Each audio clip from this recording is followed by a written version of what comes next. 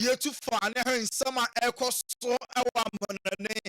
Yema etiofo ene afo kwa babiem yen sha se every African giants El alias so ye oba qualify for next year FIFA Club World Cup na we a maiden edition oba expanded teams no quarter to 2 na enye is kra El Ali kwa ko bibi no ana El Ali board members no omo president no kutupa eka chene se eni kwa so mko gom ho ani wa se die o ma system kura FIFA e de caps ni pina abe kan unto so mo government so mo squad ni Cristiano Ronaldo Portugal ni na obo Emma Alnas also encore a Brazil.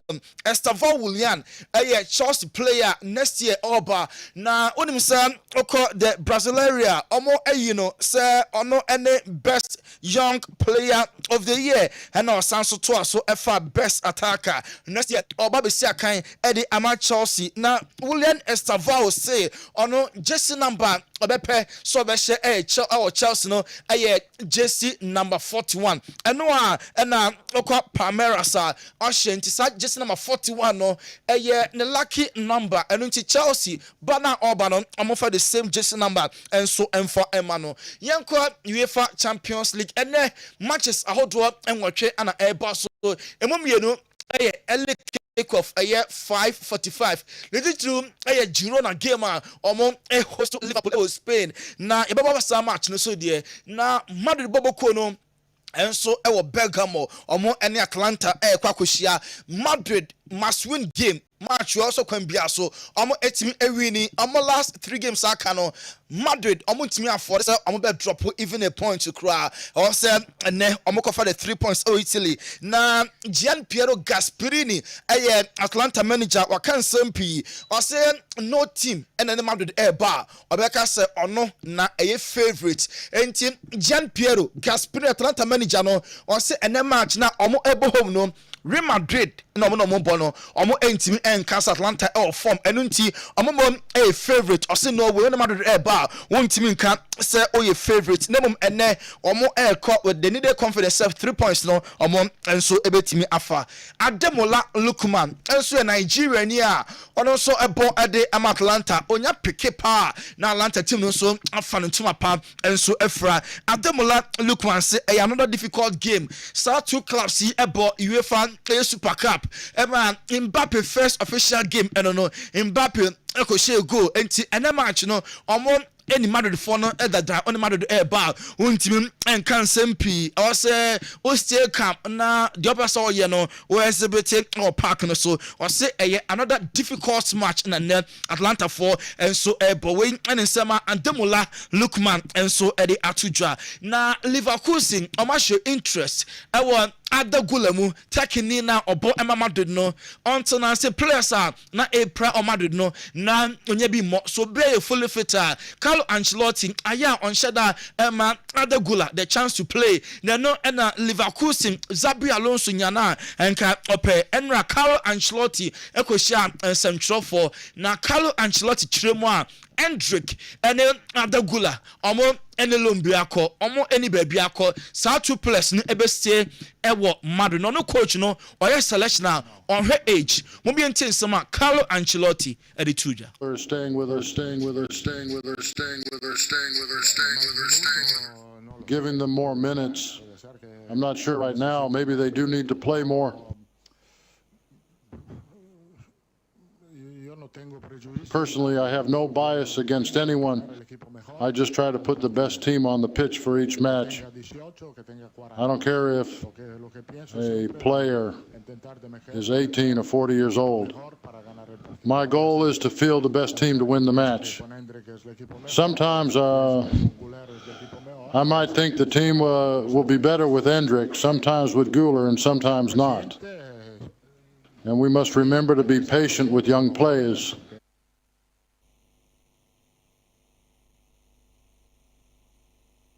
Atlanta match no say ene a big game ono Italian na on Atlanta ye panti ene match no enye easy match kra Carlo Ancelotti ɛkasa bio.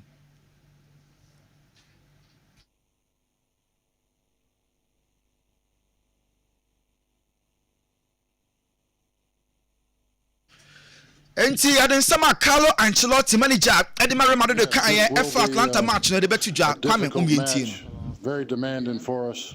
Atalanta is doing things very well. I think they have improved a lot compared to the match we played against them in the Super Cup. They have won many games, have good momentum, and play with great energy. They are a team that will compete very well and will have another opportunity to earn 3 more points. We need to win the remaining 3 matches to qualify.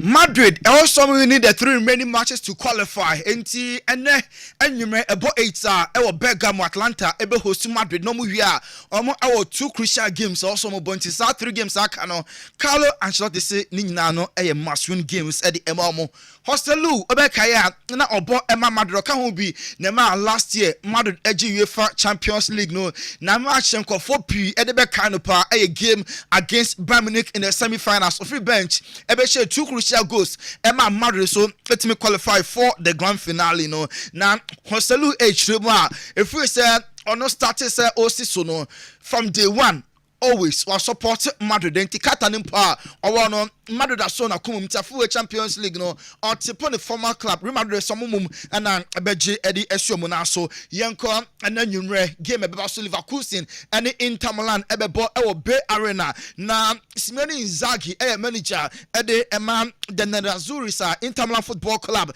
and also game against Leverkusen also a very tactical discipline and a match no a crucial game pan at the moment and until omo approach game no very cautiously. Now, omo 3 games now can just 3 points and then win. Omo Kenya win and then our Germany 2 games akanumpo. Ehun here omo qualify to the run quarter finals and so ebetimi abaso eno team and match no omo share na omo secure omo na omo arrest players ni bia omo very key na French ones no omo no opportunity said next games no omo so ebetimi abo Shakhtar Donetsk so ene Bayern Munich and airball na Shakhtar omo manager and so edin sempi na ede abebetu dwa na ensema Marino Pusic ode to draw and say Shakhtar omo ehia motivation bia the match itself no a huge a big motivation at the moment omo here outsider so babeka show me say on a American airball and unti show sapo mun show na ene match no you know homo nemre na edin kunim or say the match itself no moral booster at the moment on a Bayern Munich bar who here say penny bia be camp coach bia be camp and abedin koma and the place na ka say the moko park no so a they also mom and so etimi na Bayern Munich omo AGM annual general meeting na ekoso no and na club president Herbert Heiner could deliver the message na ye be sign the 3 players omo contract no running out no so ampa star players no omo na din come for contract extension Jamal Musiala Joshua Kimmich and Alfonso Davis wemo and 3 players ono mo akasesia players no ati asese omo ebe renew 1 player so and once no kakwe deja Leroy Sani contract ni ebe usama Sani pass or Sefata so still so Bayern Munich GD pass inconsistency on his part and then we put ochina the form na about form no omo kipo na enye ye na so 2 parties ni edin komo said the bear boy no the future no omo enso ebetimi akle Didi Hamann a former Liverpool player former Bayern Munich komo enso a player na Didi Hamann say maneno ya ono so akopra coach abe confirm sampa season way the year remaining no or root out on team ember until 2025 na goalkeeper Ben and Manoniwa anywhere or some team follow as long-term replacement Didi Hamann as we there and your question ehun kra enko Liverpool aswe na Kalaha or reserve goalkeeper no say Alisson Aba Kalaha no ebe back to number 2 na why reserve goalkeeper or your goalkeeper be on go dapa Alisson anyone goalkeeper no show class or a goalkeeper for the future enu nti Bayern for enkofa no as long-term replacement for Manuel Neuer. Na yenko Barca so Barca and Nico William last year na komode Nico Eba Nico wa mano stay here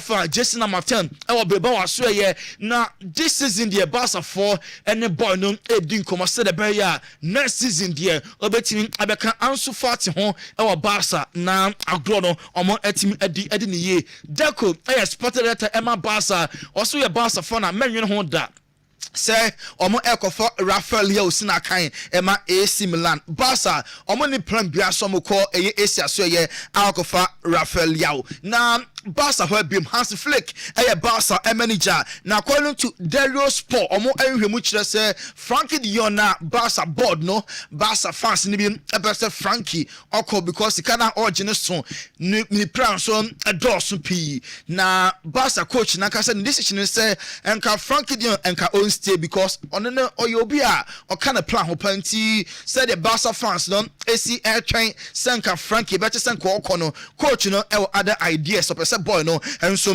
I'm 18 ST Ronald Araujo ochina Barca beko Germany omode Dortmund kwa ball Araujo ebe travel the team name so be ball and on board there up to the coach anunti Ronald Araujo and the Barca team no and so ebe travel Varascalia Napoli player na omo any din come for contract extension said the beya Varascalia ebe stay until 2029 way any later sir if Napoli aswe and so eba way eso an yejina na ya den hu sima ye ko Niwat scientific herbal hospital na akwaji ayare scientific yenko na yentie Niwat enkratos kakra bi yenchekra ebe sanso abeba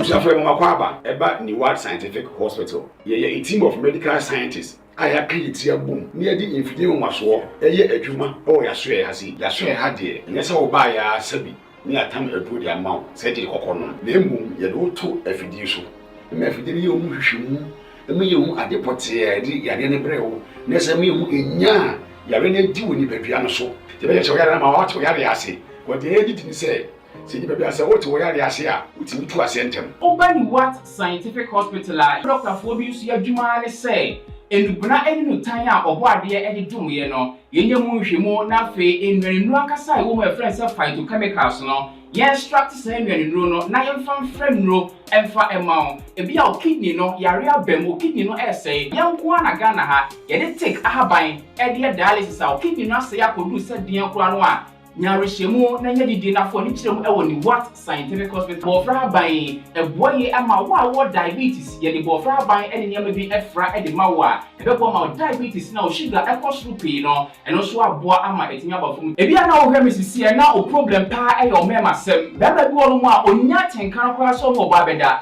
obo so otimi nya hode ne peja no no oba ehyemu a ehyemu na adwo e no obo so atese ne bema no ensore kra ebi na e no bi oda so a wo nom wo yoba na utie me na se eya wo no problem ebi na e fibroid na kosi a wo no kwan ana wa kwa ya sabia doctor si ensu abetata onkosuemu ovarian cyst ana se fallopian tube no e na block ye obebu okura wo sebu ensisi so ni nyina timi sinyi se ho kwan bema ebi na hu so e na wo form nkwabon e wo form low sperm count na wo okura beba bebe ne hu so mu no na emo no be friend say spermatozoa no ba kokura we nyina e ha esi awo ho kwan a Niwat Scientific Hospital enfidie de ehwe beda di amye wo se problem bi wo no mu a ye timi hu aduro na afi aduane ye betira mo adie pressure ti amo akoma bo periperi asem kura si ofie timi mo amane obi so hweme na ne bia stroke akawa tompam ye kwa wo ye ba wo so timi o kasa na pampan boni bi akire ye no halitosis yade baako a ya no wan obi opewase obetini akade akire wo a ade bedi unya o kasa bia na obi atwene hwene okoda na nyimre oda odwonso antentem ye papa mo mpanifo no e free 40 50 60 years ekwa ni mo no o prostate na ekese prostate enlargement e ba sa oda odwonso antentem odwonso bebransa na ade akye e mane nka echi emye nkofa catheter ahoma nkoto ba memo abusuafo bi ebere ni nti menya adaje amoya de dia nyadidie se Niwat Scientific Hospital Ghana ha de opa ya sabe ya dia befrim dia fidie edi twe enubna ena fa hode ni efra haban mu edi saw ya dia mawa na eye Niwat Scientific Hospital yiwo Kumase atonsu Monaco Junction ya Dansura Bank no ene bie ni mhwe enkran so ye ma 7 ye ben Janet Corner dan no 0244 08 76 8687. In case you are watching us from any part of the world, whether you are in any African country or you are watching us from Europe, you can contact us on WhatsApp +233 244 087687 or on Google Map. Just type Niwat Scientific Hospital and you'll be given the exact location. Niwat Scientific Hospital. Nyanko Pwanda Rumenti Wamoto Ebeba. We are back on Kessben 92.3.3 Kessben Kumasi. Or on live Facebook and YouTube Kessben TV. Yen twaso monene. Na say Paul Pogba or a free agent on a Juve and Temate Amaton Quanta apply by January dear. Bono ebetimi a start any club actually not match with Timmy Esia Kain Ede Ama the new team. No na Luis Sahabe Kaino former United player no or say Pogba, Man United any fear, and unti Ruben Amorim on your fast na fe onko Pogba na omesina kan emfa ema Manchester United omo a football club no for the third time. Oye United fan when be just Paul Pogba obetimi aba twice and about United first one no buy no nimu shede miai oko Juve esanso ebaye na ne second coming no ekoye anankoye for the third time unya no Pogba e club ma obepe anasa sen na wadwenkyere enso eyewo Christian Eriksen ma United omuga so ejambe be mugina se ne contract no omo extend enti next year Christian Eriksen ebetimi for United as a free agent. Mo Salah and in the month of November of our Premier League player of the month or share 4 goals 1 assist NTM Ellen Haaland FIA in the month of August, September Cole Palmer, October Chris Wood and Mo Salah and so afono the month of November. Now Mo Salah who Liverpool and Kasa now in few minu and yet this is Salah or ya agree say or be standing the contract with Liverpool or a football club no.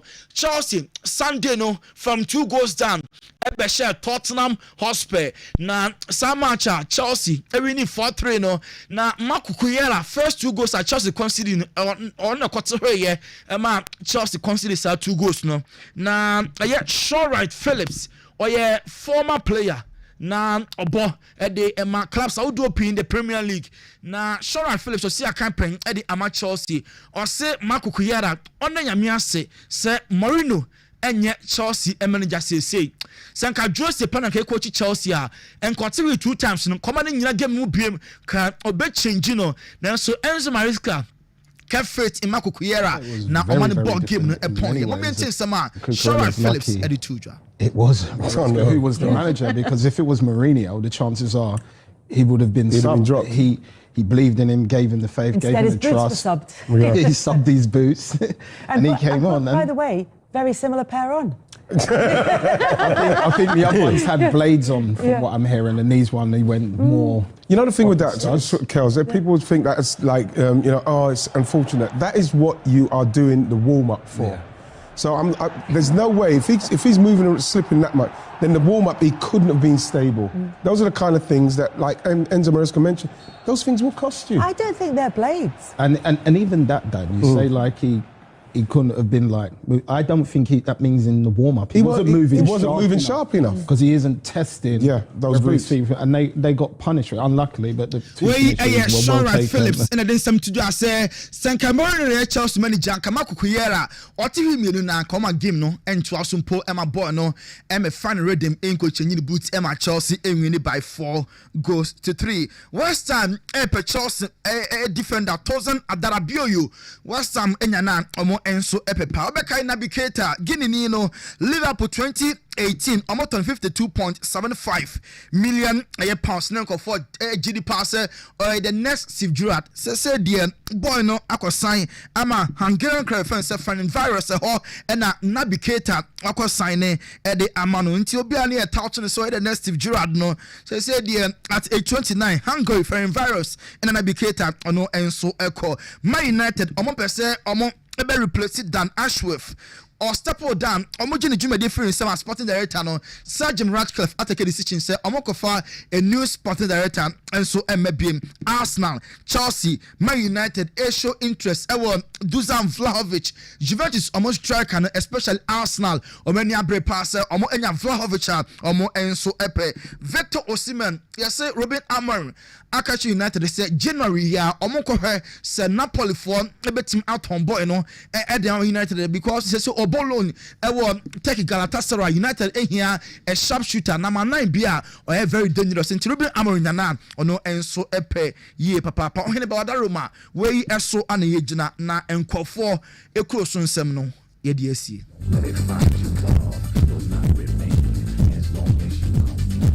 Well, this is Kessben 93.3 and our Suguso Utien and Nano Pay 92.9 and so a crying. Facebook a Kessben Television, YouTube a Kessben Television and a DSTV decoder channel 364.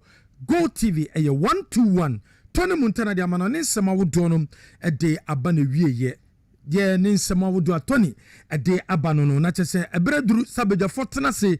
Nan sama wodu Tony Montana e de ba na bedwafo enso kire adwene na ansana no ye beko Dr. Dawood na so ye na ne Dr. Dawood e din komo kakra bi after Dr. Dawood na bedwafo nyina atenasra fei UEFA Champions League match sawodo a e ba beko so no ya toto adwene e de afa ye beko Dr. Dawood aso ye enuanom ne adofo ye fra me Dr. Dawood me na me da Dawood he ba hospital ano na enam meso enane Dawood ointment Dawood 360 capsules wodwa manso a ene obi adi hu adanse na duwei edutwem Dawood ointment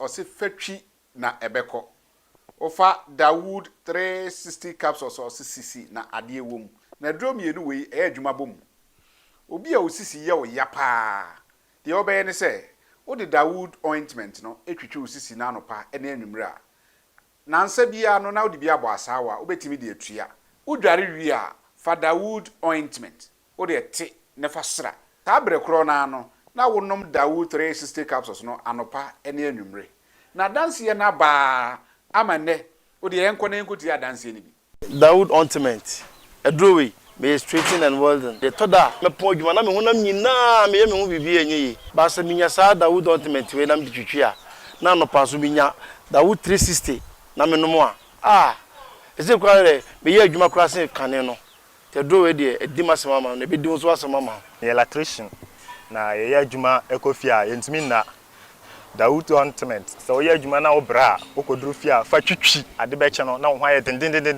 Dawood ointment fa twi keke na ebeko Ram yusu mama hode pa ma metumi gba odwuma bibi e kama e ma me ye Dawood 360 capsules and a Dawood ointment o memre we no na do we no so twitwi wa aposo e be ma ya oni nyina afiri o ma de che otumi be gba odwuma Dawood ointment fa twi na ebeko da bia amafo company de o ka musa akospreda mi secret na nu ani e budo na ani Dawood ointment ene papa mi sori anopa mi twitwi mi sisi achi mi babia he mentebre secret ni nie ti so person to say me a we use Dawood ointment that the secret of my taxi driving me a transmission gearbox specialist ejuma me ye en kan na me pega ade a na me nsakura antimi pega na ase me ma ade so na lock me sisi ti say fi say me share Dawood 360 capsules and Dawood ointment no abo me bebre the dry you man so amente ya mente blabia obia mo modern so betimi ape Dawood ointment and Dawood 360 capsules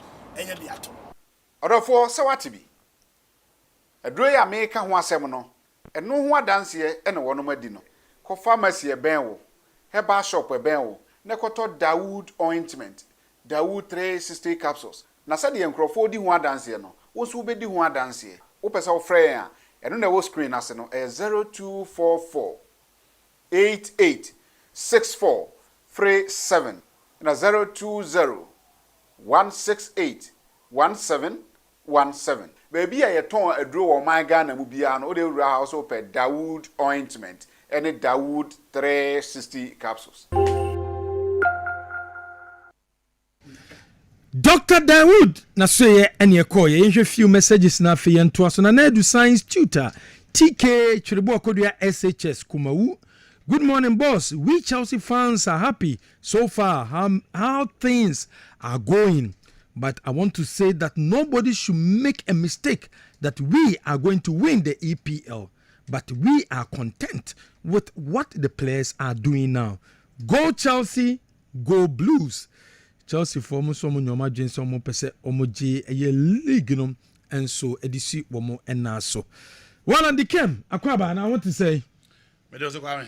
Bibia fine there. Bibia Kama pa. The Nyame ase kama pa. Bibia kama. Oh okay, the Nyame ase. Now koto aba there. Oh kwame. Huh? Koto aba. Me ko Saturday anopa. Cause Saturday morning. Yes, Saturday anopa by me do 11. 11 am. Yes. How to bonim? Me hona mat been to abo baby ada apart from bonim. Oh, okay. Hona mat to aba. Me wo baby akro ana me to. Into two na buy na so. No, I stayed over. I came yesterday. And what I'm buy. You know what I'm doing match? No, yes, I will games Sunday no near old players and new players match. Was me bowie. Bowie another. But no panam video. Oh, okay. But when I'm saying some baby, the only thing I ever can say, yeah, side of the story in the OCS say the president elect, whoever comes on board, the sporting side of our football, no, the sporting side of the game, and the idea say whoever comes on board, obviously there will be a new minister going forward. You better adrian and Nyame I believe we say or added to the game now, and Nyame beat me. You already within their manifesto be it means so him, but yes, you better adrian say. At least ye born baby say you touch your baby out to snake.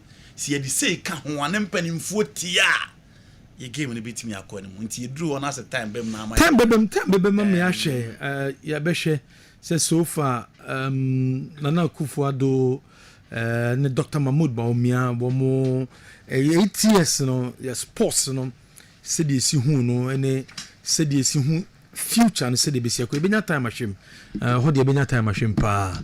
Why? No problem. The Aquacosia no yaba. Men Champions League so. Champions League. Yes. And I got to has on Sunday. Until Euphoria never heard. See a bit me album, but I've got only asked for a game and I quiet to Mukikon. Dr. Frank Owusu Ansa. Oheneba Kwame Nyame. Dr. Kwaba. Oheneba Kwame Nyame. I envy. Who need back of Rosa? Aye. Kabro Owusu Dankwa. Oheneba Kwame Nyame. Me envy ni pabare me envy. Oheba Mike Nyame. Ubo adwuma. Akwaba. Ubo adwuma. Oh kakra. Na o ya adwuma. Kakra. Na ko to aba de. Eh. Kokro team pepa no eduro no na me koto ye. Koto adwuma. Oh okay. There will be a tone krom. Since 1996. Wow. I me to aba. Only 1992 na me to ye. E o Kumasi.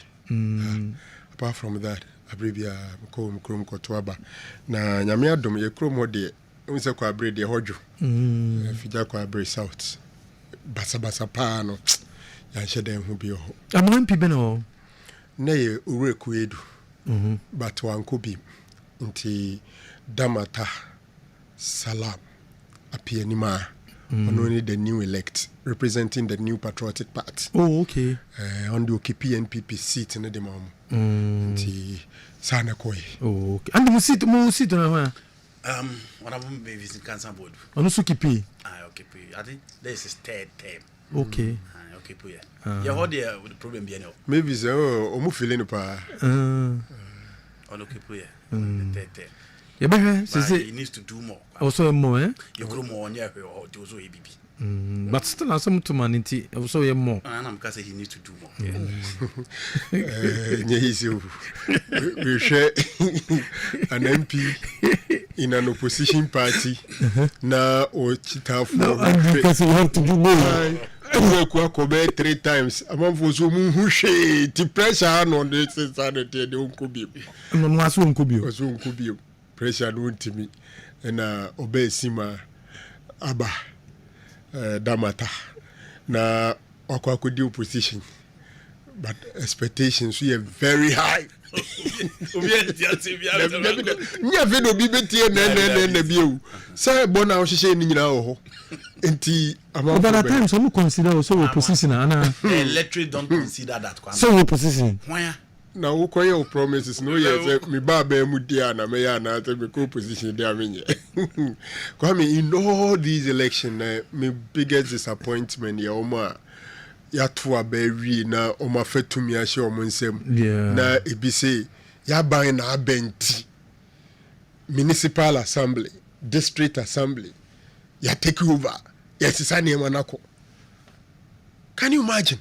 Na kwa me usisa ne manako no sebi mpredia so MC no on we disika so sisa na o hye ne mana wabo ano obebu akonta ne sen enkrata odi bebu akonta ne ade fa na mo ransaki enti ukra no man baby ewura enti kese ni penya abotre baby yanyina duru ni baby ato abedru die you can say we've won party election na de ehu pa ne say do baby a krofo bu o ye kromfo on ye kromfo nya so ye party new o ye kromfo na ba say no no take advantage edi wiade in the name of a certain political party and there are some so mo purely party faithful they've gotten overexcited and they do say if you understand policing and how to handle mob and young one say do be a police for no they have to protect life first and some of my generation could protect property. Yeah, na man for police for jina ho no mu yesi. Hwe, asoja for cry yiro mu bom. This police ni be but yes re Ghana for. Kakra no ma ye na ye. Na no yenye enu anifa. Papa oni nam ha gaga isem bibiro na ye be men. Malam ya. E ba de ni that table ati na ye report. Ai table ati. Afiro mza se wu na matintin gram de bia me be ma afiro ko jina excavator. So what it is. It is what it is. Last night because prepare to celebrate, prepare everybody this will be lose and also you should prepare for it. Yeah. And the good thing is that the people of Ghana have spoken, and that is their message, a clear message to the politicians. Into me cause take people for granted and take people for right. Omo elusion. Were you surprised about the results? Yes. I never thought only yes. I knew the NDC were favorite to win this election. Yeah. And I remember I told you they will also get majority in parliament. You did. They na mijina so party can did the last election and an last election na adugaga adupliman ewo form going into that election na why covid aye ni why free education na ni nyina echi ekowi ase na parliament apai no na wo hwe sabre we aye ko election mu a galamsey economy, the rhetorics and the dynamics and the discussions within the Ghanaian environment didn't look good for the NPP party. Until now, they can't be better than what they did in the previous election. Yeah. They can't be better than what they did in the previous election. There are other aspects of it, and I'm too sure, but this is a sports platform. To me, reserve those aspects of it. Yeah. And my only surprise was, for example, how our brother actually lost the seat. For me, I have still not understood it. But I think, my understanding of the whole thing is a system. He's just a victim of a system failure. And what you're saying? He's a victim of a system failure. The system, no, I'm operating within the system. No, a failure. Very few people in a bit must survive. It might not be a be a one in a year, and Naja but system na fail into baby a bubosuno. A bed drone Niwat. What I say? Aji omo dabre honomono overwhelming gaboni ekese to ye hu by a new entrant coming in a locality, even though it's an Ashanti region, but that is one of the zones different tribes. Be brain a honum.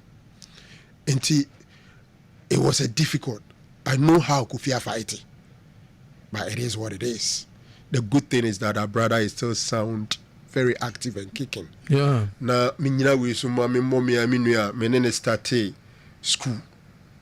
Tremwa ko started sports or radio Windy Bay.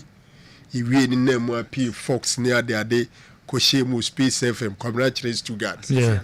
As I say the NT sports and they congratulations an MP. And I'm so proud of my brother. Hey, consistent ben. A Brekum is in I think Brekum is something. Yeah. Was a days in the third attempt too. And almost all elections are going to more seeing the presidential candidate. Okay. Then he's quite popular. He's very popular. So Brekum Jinjin in this area, no, that is his area. Stuttgart is a grounds guy. Stuttgart started dealing in Queen or that area and then on onye school and cowboy Brekum Arsenal cowboy kakrao into university team no minimum na nejira yabo brana che. I'm happy for my brother. You fought third time no. But try me answer. And the third time. Sorry, third time. Yeah. I think Achi will take an inspiration from Stuttgart's own because we are about the same group and it is what it is. Yeah, more bibia baso, more marine and a boma baso. More marine, so better luck next time. More crowd, more DB pen or more losing crowd and hygiene baby. Oh, boy, 12, boy, 16. Or more than any hygiene. Now, 24 now. 24 menu. One I go to be Michael, man. Be Michael. Chairman's going to go how many times? 26.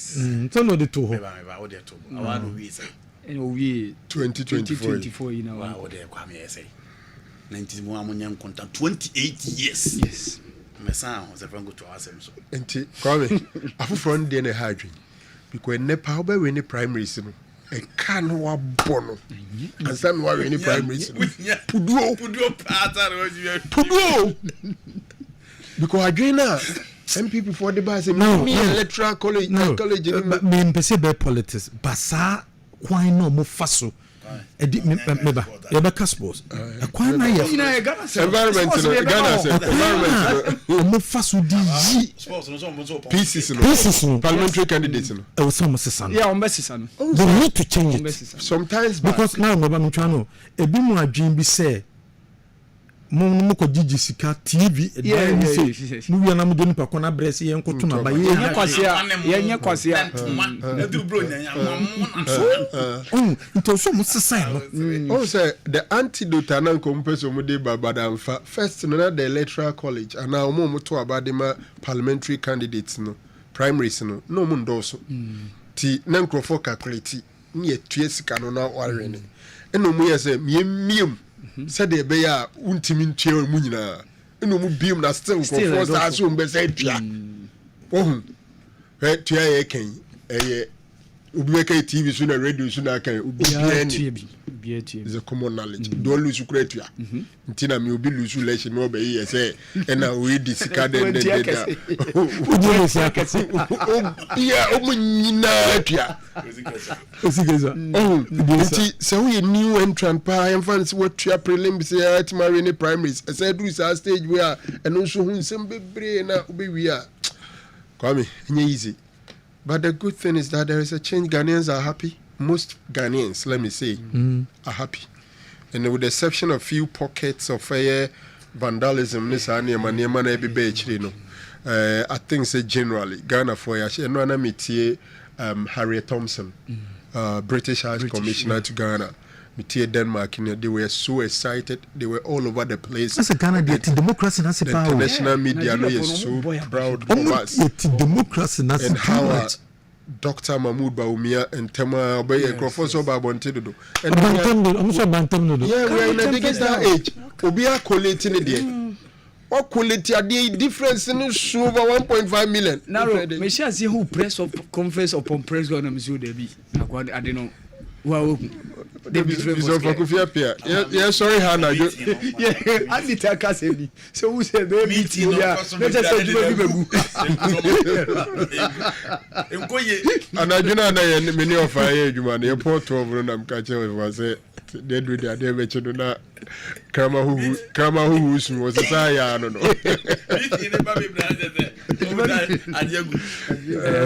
Krama who was a say, I don't know. When people listen to sit down, we be dear mama. My dear, no, and the appear could be.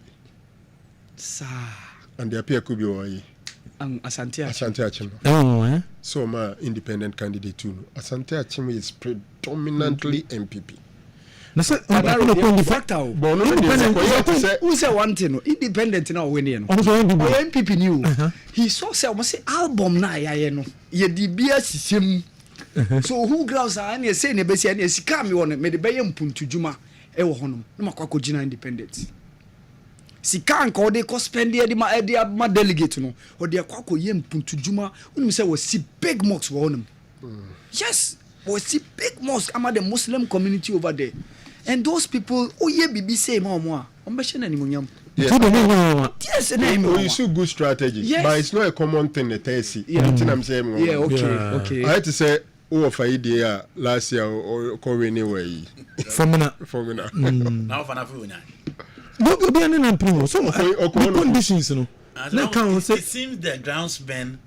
At this time, no woman at the upper hand, no, but then so called who's on already independent, you know. And no muso no momentra non come no nya majority no conditions and the conditions back when it's a next election in the council will be a contest.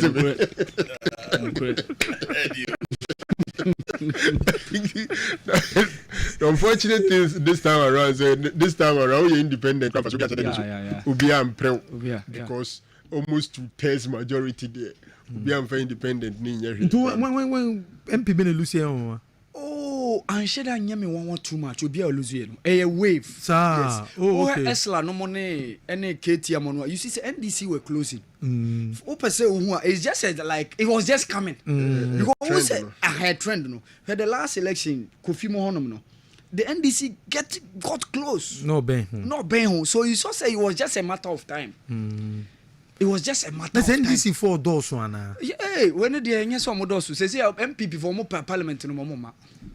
No, because it was it was just a matter. Okay, after the Martin, now it was just a matter of time. The NDC were closing their figures in terms of results. They were improving. The dynamics of how they say Afano Southeast. The MP no ho first before Adabono. Bio. Honorable no. Bio ye basari ni. Okay. So na area honom. Me pese me de tribal e kakra chire name. Area honom no. Srimfo ho pa. Yes. Pa bebre. Settler communities. Intino na Bio winning massively no. Adabo buy no. Na sort. No madwen ye o mo say Adabo na nya ade. Enentie sort. But na nordness no settle home more. And traditionally a good number of nordness at to NDC. Yeah, no correct. So the idea was that Papa no the first Eswati, second Eswati, yes I'm an Ekobima and he be lose seat no. Let's bring a young, energetic young man. That's what make Achi won the primaries. I'm tempted to feel says Adaboni Jinaya still they would have lost the seat. Yes. Oshe and a trend na any baby or DBC you know. And wave ya I will see wave na a buffer you know. Say who need to know nya buo mu odua e be tuni de nako. Yeah. A tun crofo de umko into more haka krebi e do beko. Sometimes it's not even about you as a person. The system was a lot of people were a bit so disappointed. Who's another one to say even MPO Akrofum. Even the NDC themselves, Miggy. NDC Say half. What you say? Just a duck yama who's ship dealer. Namuko Bragaton. Muko Bragaton. New have German.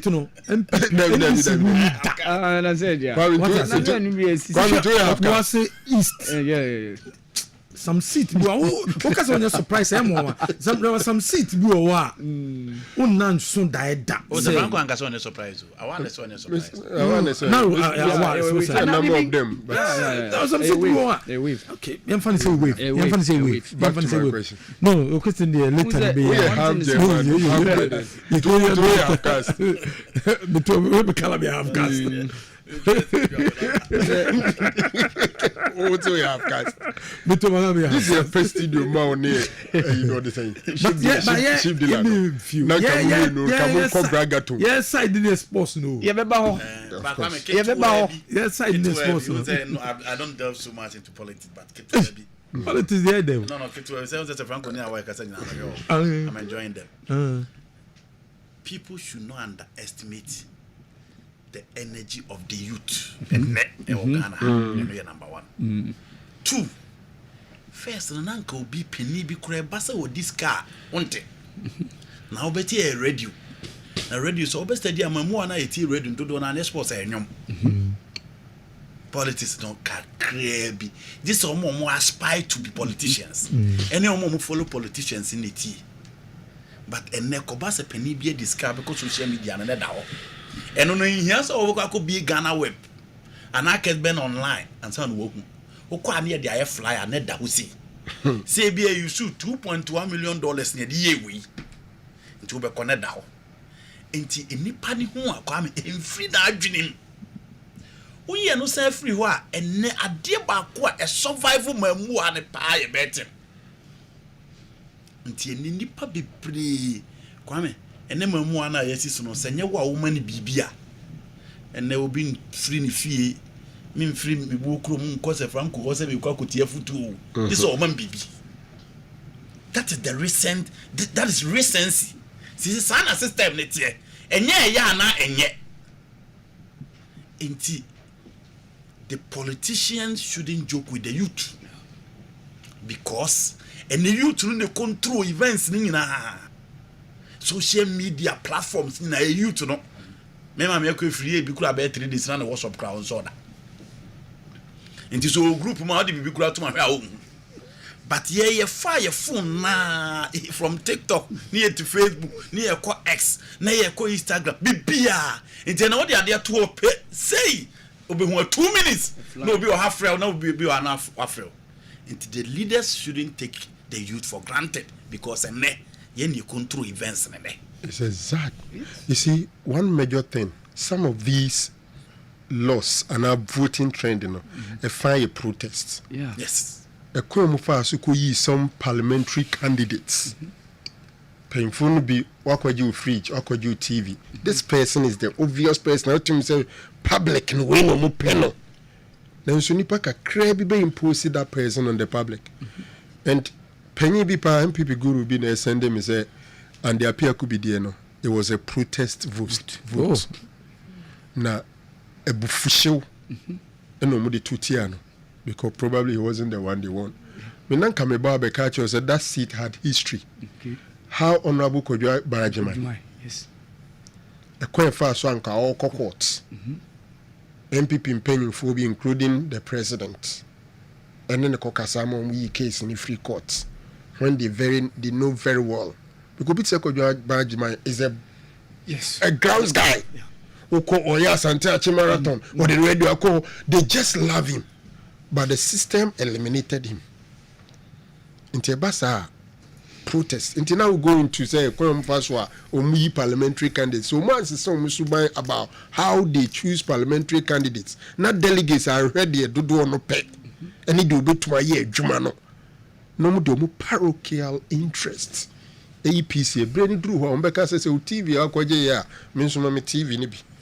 Mammy TV there. I'm in social media, my maybe bar for mono, so on any bar. Catching the balance on Koto, face HS in tea, or see features it Koto. Cassama, the banning fee. Or the Maudi, Uko to face HS in tea. Miss Moko could work with him. I'm to quite no anama mu an wa kutwam go wi school TV. Yeah. I was surprised. Yeah, you first bit me challenge you. Yes. Sure why gada ye nyina ne akati o se koto. And then one hour go friend no aba. O decided that first in Nikki works on the people be pem na menti ase. Eh how MPP loses seats no all the Galamsey sites. Yeah. One MP lose him no pie. Mirikuduka. Can see how can come back as a review no ana. It's one person. He's so popular, so influential. Extreme. So influential. You got takwano. Minijo. TNA Park. Yes. Because on a president of that area. On the first person I'm telling you, so I'm catching me. I was so shocked. We were in his house. How I would be actually he's so popular in the yakwa yina senior ade na urabana de am sure ye urabana billboards no aye won giant billboards almost Nick husband no ye financier of MPP or something. Okay. And I train on so the support now the husband is also very rich. Okay. Level be a person no mko bi omuso no beko. I see. It's one of the seats shocking me. Say because Rekuduka is just an institution. One thing is election of course and the power of social media. Don't underestimate what the Ghanaian also hear. Basic day near Asema Miki. There was a day many KOD can offer. Ye mass scholarship, say young farmer Ghanaian students. Na matisi obi a we influential. Our hospital. Ewo East Legon or your MPP member. Nidi ekawa ye kutu ya scholarship. Mickey, if you are rich enough to own a hospital in East Legon, what stops you from using your own resources to sponsor your education abroad? We are rich enough. Now benya penini be award the party. Neba rich enough to buy a hotel in Accra. Neba bema but neba ba onisika or the kono so be sponsor no dey kwa bruche. This said no ye dey no so a scholarship scheme. If you are being told sure say nkoma ye di nyina no solid. Yes. Now you said the body of the dead is a warning to the living. Yes. The body of the dead is a warning to the living. Say been predo san kona hu so obi afu emu da ho a. Kokoboma wo say onsusu ba da ho bisa. Intinia say been predo san. Wo ye ya na wo ya wanyi ni ye ne nemu da ho no. Say odi tu ho. Yes. Okay. Today kenyina da. The president elect and his team, they have a responsibility not to repeat some of these mistakes. You back Champions League, so but 26 days more and son a president elect. John Dramani Mahama be president. Sports under Kufuor. Sports under Bawumia. There's all sports. Some can president Kufuor Bawumia government. President Kufuor Bawumia government. What you say? You be baso, no be discuss. You know, you be baso. Say faces. Faces. Hey, Papa, now where? Where for? Not to abandon. Okay. Na mini panya. I'm going to abandon. If you just say. Oh, okay. We are talking about the crew. Mon kwana talk about. No problem. Never know. No. This is the fanabe. Forukum. Have it. I don't feel it. Have it. Professor.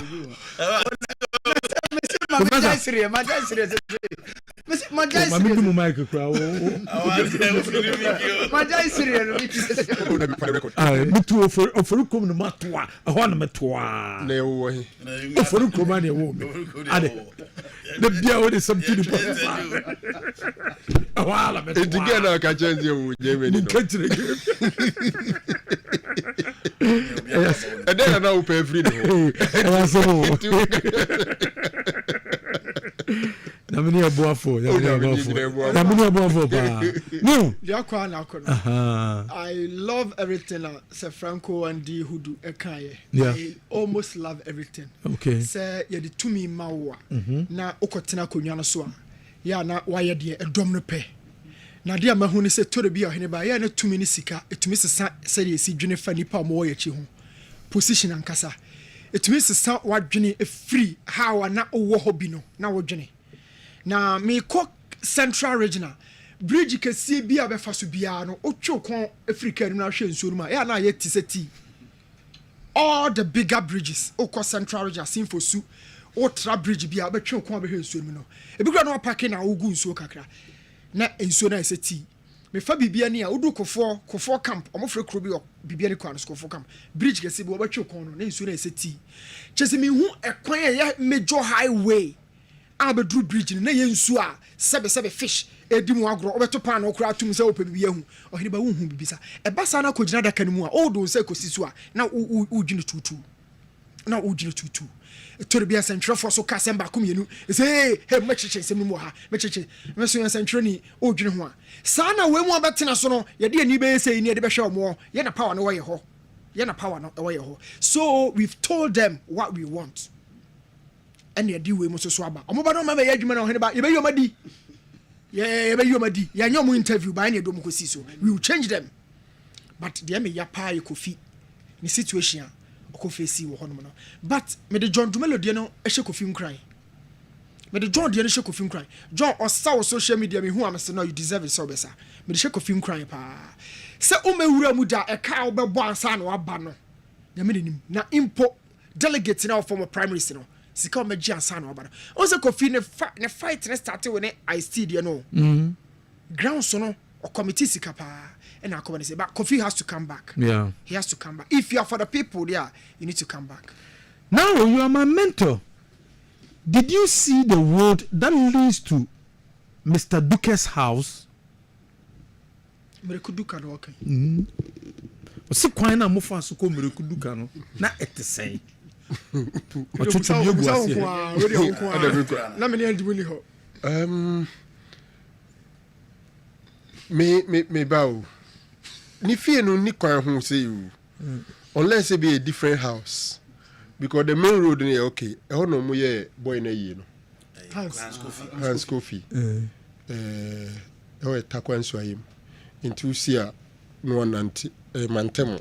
Okay. Any be any feel back say main road. Na a good road. Nti se bia ne fie foforo no kan o pa che se ne kwan no nam so o twotwo nyame gu ase o so hu kwan no pese o so hu kwan se as for tataso no hu as compared to as compared to it was a good road compared to ikromo kwan no but nema wa chogu ase ne de hotel okay because the road was a good road so it means the person che se ne fie kwan there na other road the ikromo no hu or road and transport minister. Okay. Yeah, Ben Umbuno. Okay. One for the money we had. Na mreku na me be or road and transport minister. No, so called. That one bank to an hour bank to say o kon 24 in tier. Omo ni masem kro. Person bizarre Omo de omo da say we say. Oso hu ne kwan no. Say 4 inches. But Obama one there it's happening. Quite good. That road was a good road. Oheneba, among focus. Among focus. Sports. Sports dey here pa, be discuss. Kakra krasa. Yanko Champions League and the Champions Yanko. Andy. Vinny Rodrigo are back. Dia can.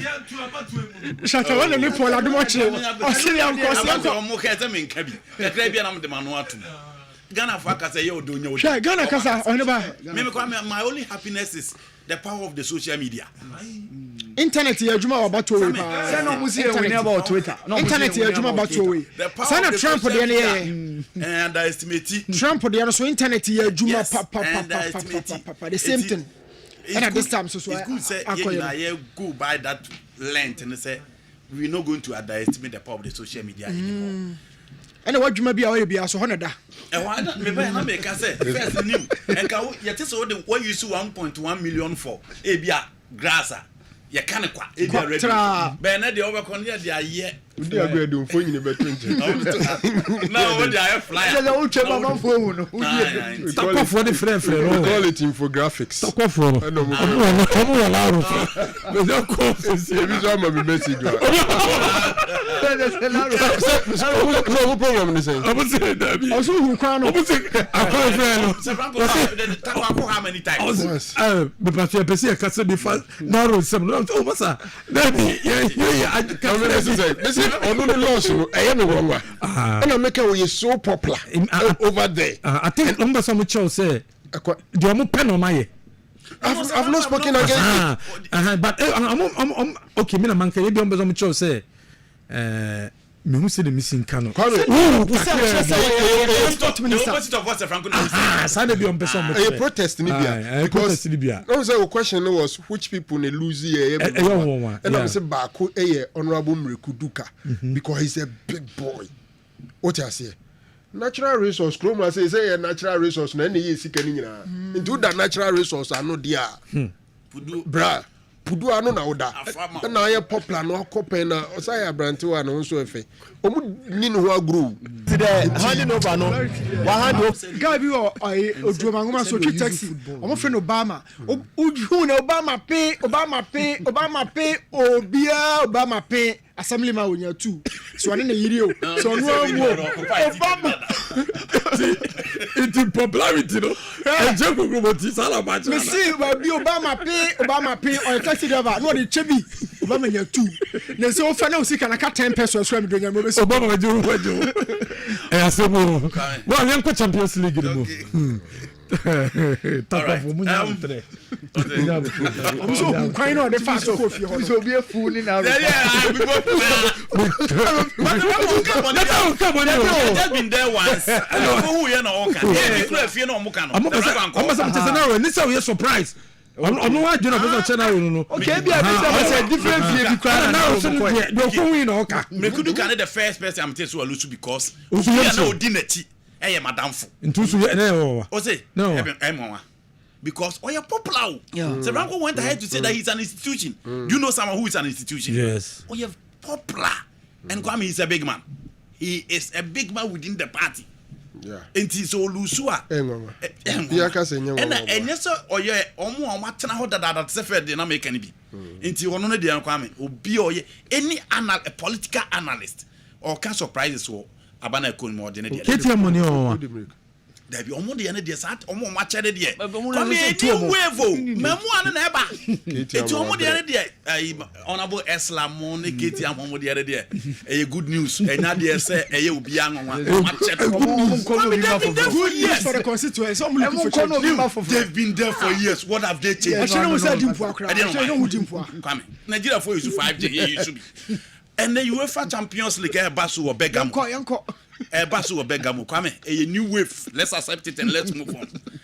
UEFA Champions League basu or Begamo now Real Madrid AC Feb ho yeah who's a Champions League this season Madrid are not performing especially when it comes to away games omo first game omo ko born away was the game against Lille omo ko boy na anko yi Emma Jonathan Davis Kwame omo etimi eto atrama Madrid elusu ye omo san be PM ewo game against Liverpool in Anfield again anko yamfa Madrid game back omo born no Bernabeu no was against AC Milan and also anko yi nti se o check the last 4 games the last 3 games Madrid abo in the Champions League Kwame enya de se ekoyi edema omo o peki Atlanta at home.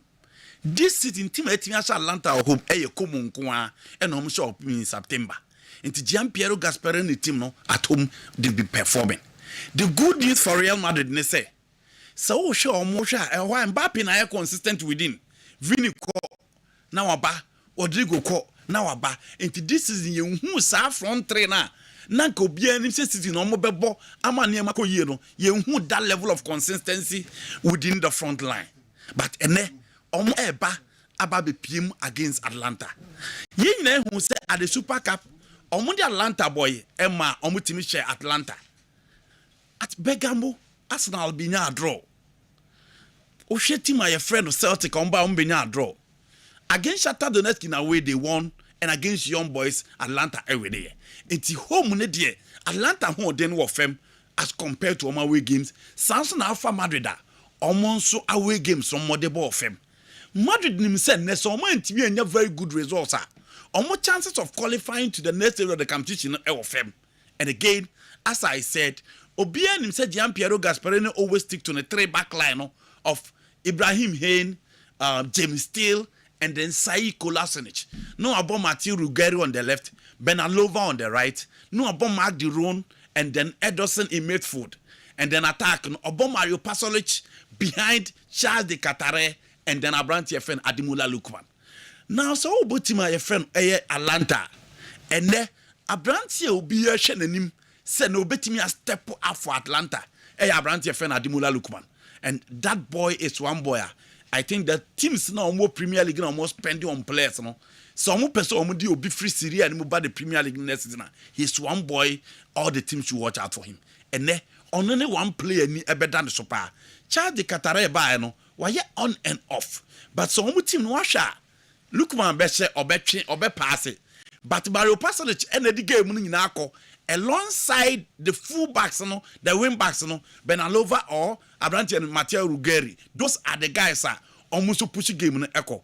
Madrid, we don't know, say Carlo Ancelotti best take to the 4-4-2 or Beko 4-3-3 because so she Vini what you go in there back. The last game on boy no more Nyame. It is all about the status against a team on my consistent however. So you expect Carlos at least the midfield of Chouameni, the last game of Bayern Kwame and Sanfa. Chouameni, Jude Bellingham is back. And you're back in our bar because he's scoring goals. But what I watched Jude last 4 games for Madrid now, why very decisive. And at the end not to Cruz de Madrid. In its absence, no Munyano, Jude is providing that for Madrid. And Jude, Chouameni, and then Abranti FN Federico Valverde, because Lucas Vasquez Aba, into Valverde Aba midfield. And then now the Luka Modric account. And that implies Rodrigo will start from the bench. No Marco for the Diamond 4-4-2. Madrid difference in there as always. Frank Garcia playing so well. Mendy on and off. Ruben Asensio. Also Ebon Homodi Yepa. Yenim se Carlo Ancelotti at the Chouameni beko echiri. Because the last game or the Chouameni ko echiri. Eko ka Rudiger hon. No the Ibrahim Diaz about become it for the no dia. Yenim se sa star down no de beko. But you know Kwame game be say draw and na ebrebia Madrid etimi kire say Champions League near the Masters game will be enim say nko yi no eho na omutimi kire ombabre no omunim say na anko yi a they will be out of the competition and say guys ni na step up and edru Champions League night there you can always trust Vinicius Junior, Jude Bellingham and Kylian Mbappe and form ni kura nye bebrebe no so asha he has started scoring and eho ni baby a obetimi a trust you omo Atlanta be ye bia. But Kwame, we a game and me call double chance for Real Madrid. Win the game and Madrid ebitimi elusu ewo Bergamo. Inter Milan ebo against by Ofo Leverkusen at the Bay Arena. And these are two teams almost so in terms so this season say Liverpool. Now okay Inter Milan in terms of performance in the Champions League. Say away no more say home no more. Simeone Inzaghi man chene kire say omo de boneso ani and omo ye team going forward no omo betimi akọ omanim. Last season it was just unfortunate and omo kolusu omo game no e was the Civitas Metropolitano and omo the film. This time omo decided to make amends. Even with games omo players now omo ye kini bebre kura ni wono Inter for finding a way to win. So actually Leverkusen omo so no at home they are very okay because we should game on boy against Feyenoord. We game on boy against AC Milan. And the rest side of Milan echo lose by a goal to nil. Almost away performance in Enya because at Anfield, almost conceded 4 goals against Liverpool. A team almost very open. A baby almost BM no ball for the likes of Hincape, Edmond Tapsoba, and then Jonathan Tartare back. And then O'Shea almost midfield of Palacios, Granel Xhaka, Jeremy Frimpong, Alex Grimaldi, Florian Vase, Omo Patrick Schick, and then Victor Boniface, and so into almost 3 back, no, come see almost Eddie room. The same setup in the Inter Milan to the room. And Uniminta, almost were a lot of game changers within their team. David Fratelli, Nicola Barrera, Hakan Chakanoglu, Henrik Mkhitaryan, guys no more front no Lautaro Martinez, Marco Thuram, Mehdi Taremi. Were a lot of guys so up front almost to me make amends for them and so we team my friend by Ofoli Bakusina because game ni na more that tactical flexibility coach ni game will be a team will be no so no more now your big team who go share it is the reason why they considered that 4 goals against Liverpool come here no one ever say to us so bad to there but I tip Inter Milan so beat me I could at least double chance for Inter Milan. A win or draw for Simeone Inzaghi in that particular game. Liverpool against Girona, dear Kwame. Girona and Chile say at away almost performance and with the firepower of Liverpool, and then almost enough rest because of 1 or 2 reasons. No, the mess side they done so. Enough rest and only room to this particular game. And Kwame, I'm tipping Liverpool to win in that particular encounter. Okay. Well, what other games be na? No games in there my win now. Okay. Nana do a message be on the Bayern minister and time mu time. Nana do there no shame na men corner. Nana do say Chelsea for Newcastle mu edge league. No? Well, I think that's a way a Chelsea fan. You'll be happy. Say at least omo Pamu Pochettino no na fans ni bebre say at least coach ni nya things right no because the last 5 games no perform here. And penny for Jana Quine. The other two no Mujana Quine. Maresca, a performance of preseason, it wasn't encouraging. But I said you can always trust an Italian trainer because almost the Omabing. He shares season in Arsenal. The first game against Manchester City, Chelsea played well, but Omulusuye against Arsenal, Omulusu against Liverpool, Omubodro against Manchester United. Now another big game against Tottenham Hotspur, they've won it. Share the speed that Chelsea did banner. Who saw more ball benimpa. Me no be aya adwen say the Chelsea team no for now can only compete for the top 4. But the Premier League no be because so share the consistency of the Liverpool team. Share the consistency of the Manchester City team. I'm not talking about performance alone. I'm talking about the level of individuals and the number of time they play together in the Premier League. Yeah. Share Liverpool team. Apart from Gravenbercher, this is in Obiebo Nidino.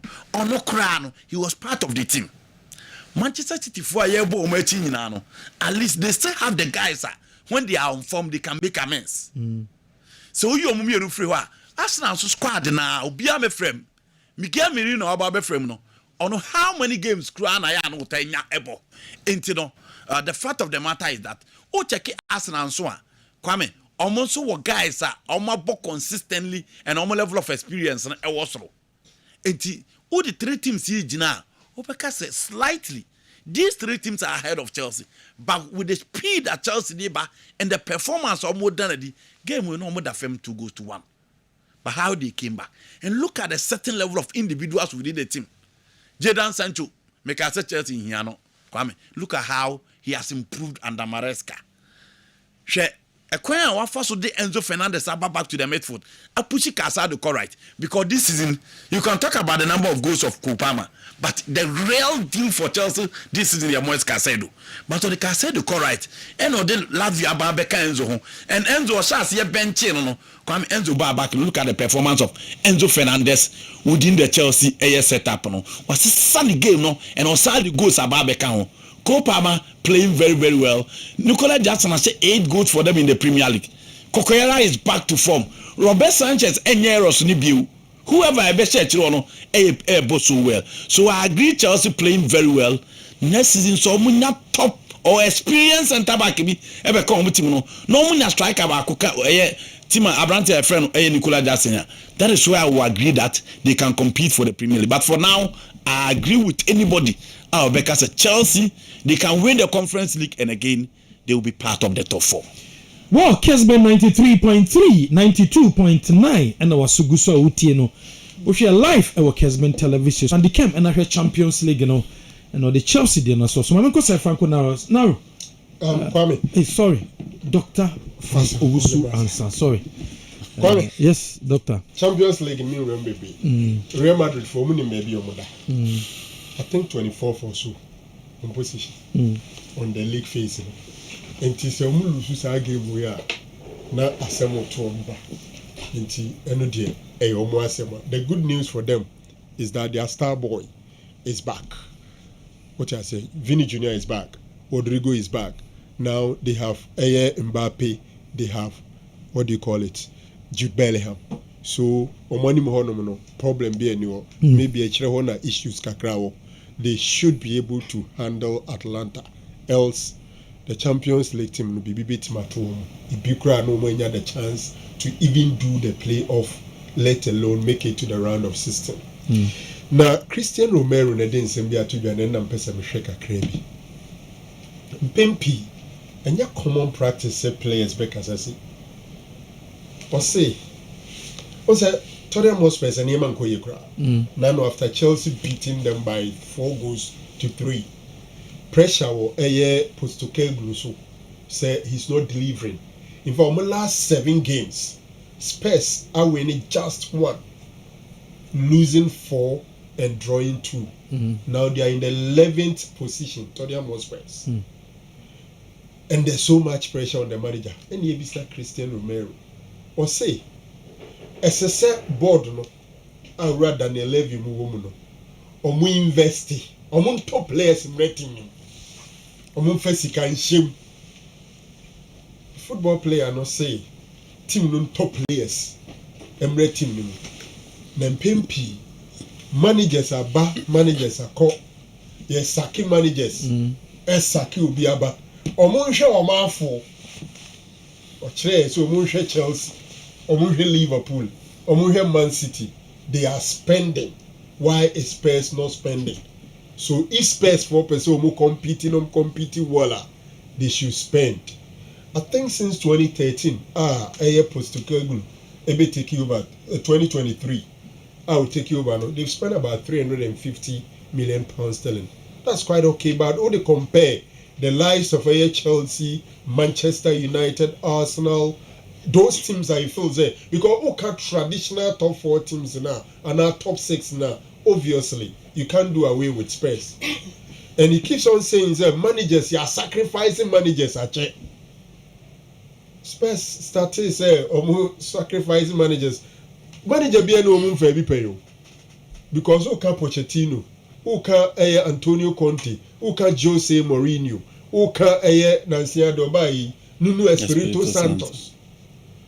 Big managers because so far Antonio Conte, Efa Mourinho, Efa Mauricio Pochettino, Efa Nuno Espirito Santos. Yet Spurs is there and about. So I think Christian Romero is speaking some truth.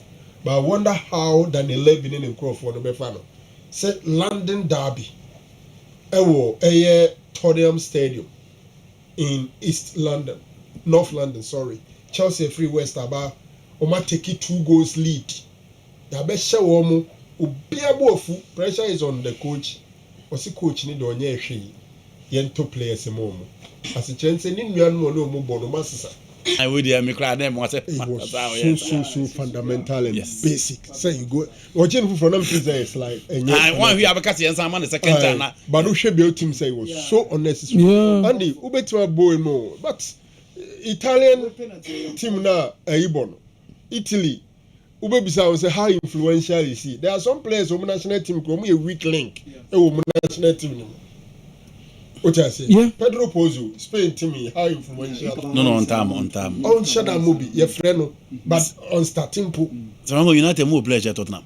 But so beyond the point in Mudia, Chelsea phone be crown no more rich international status. Yes. Even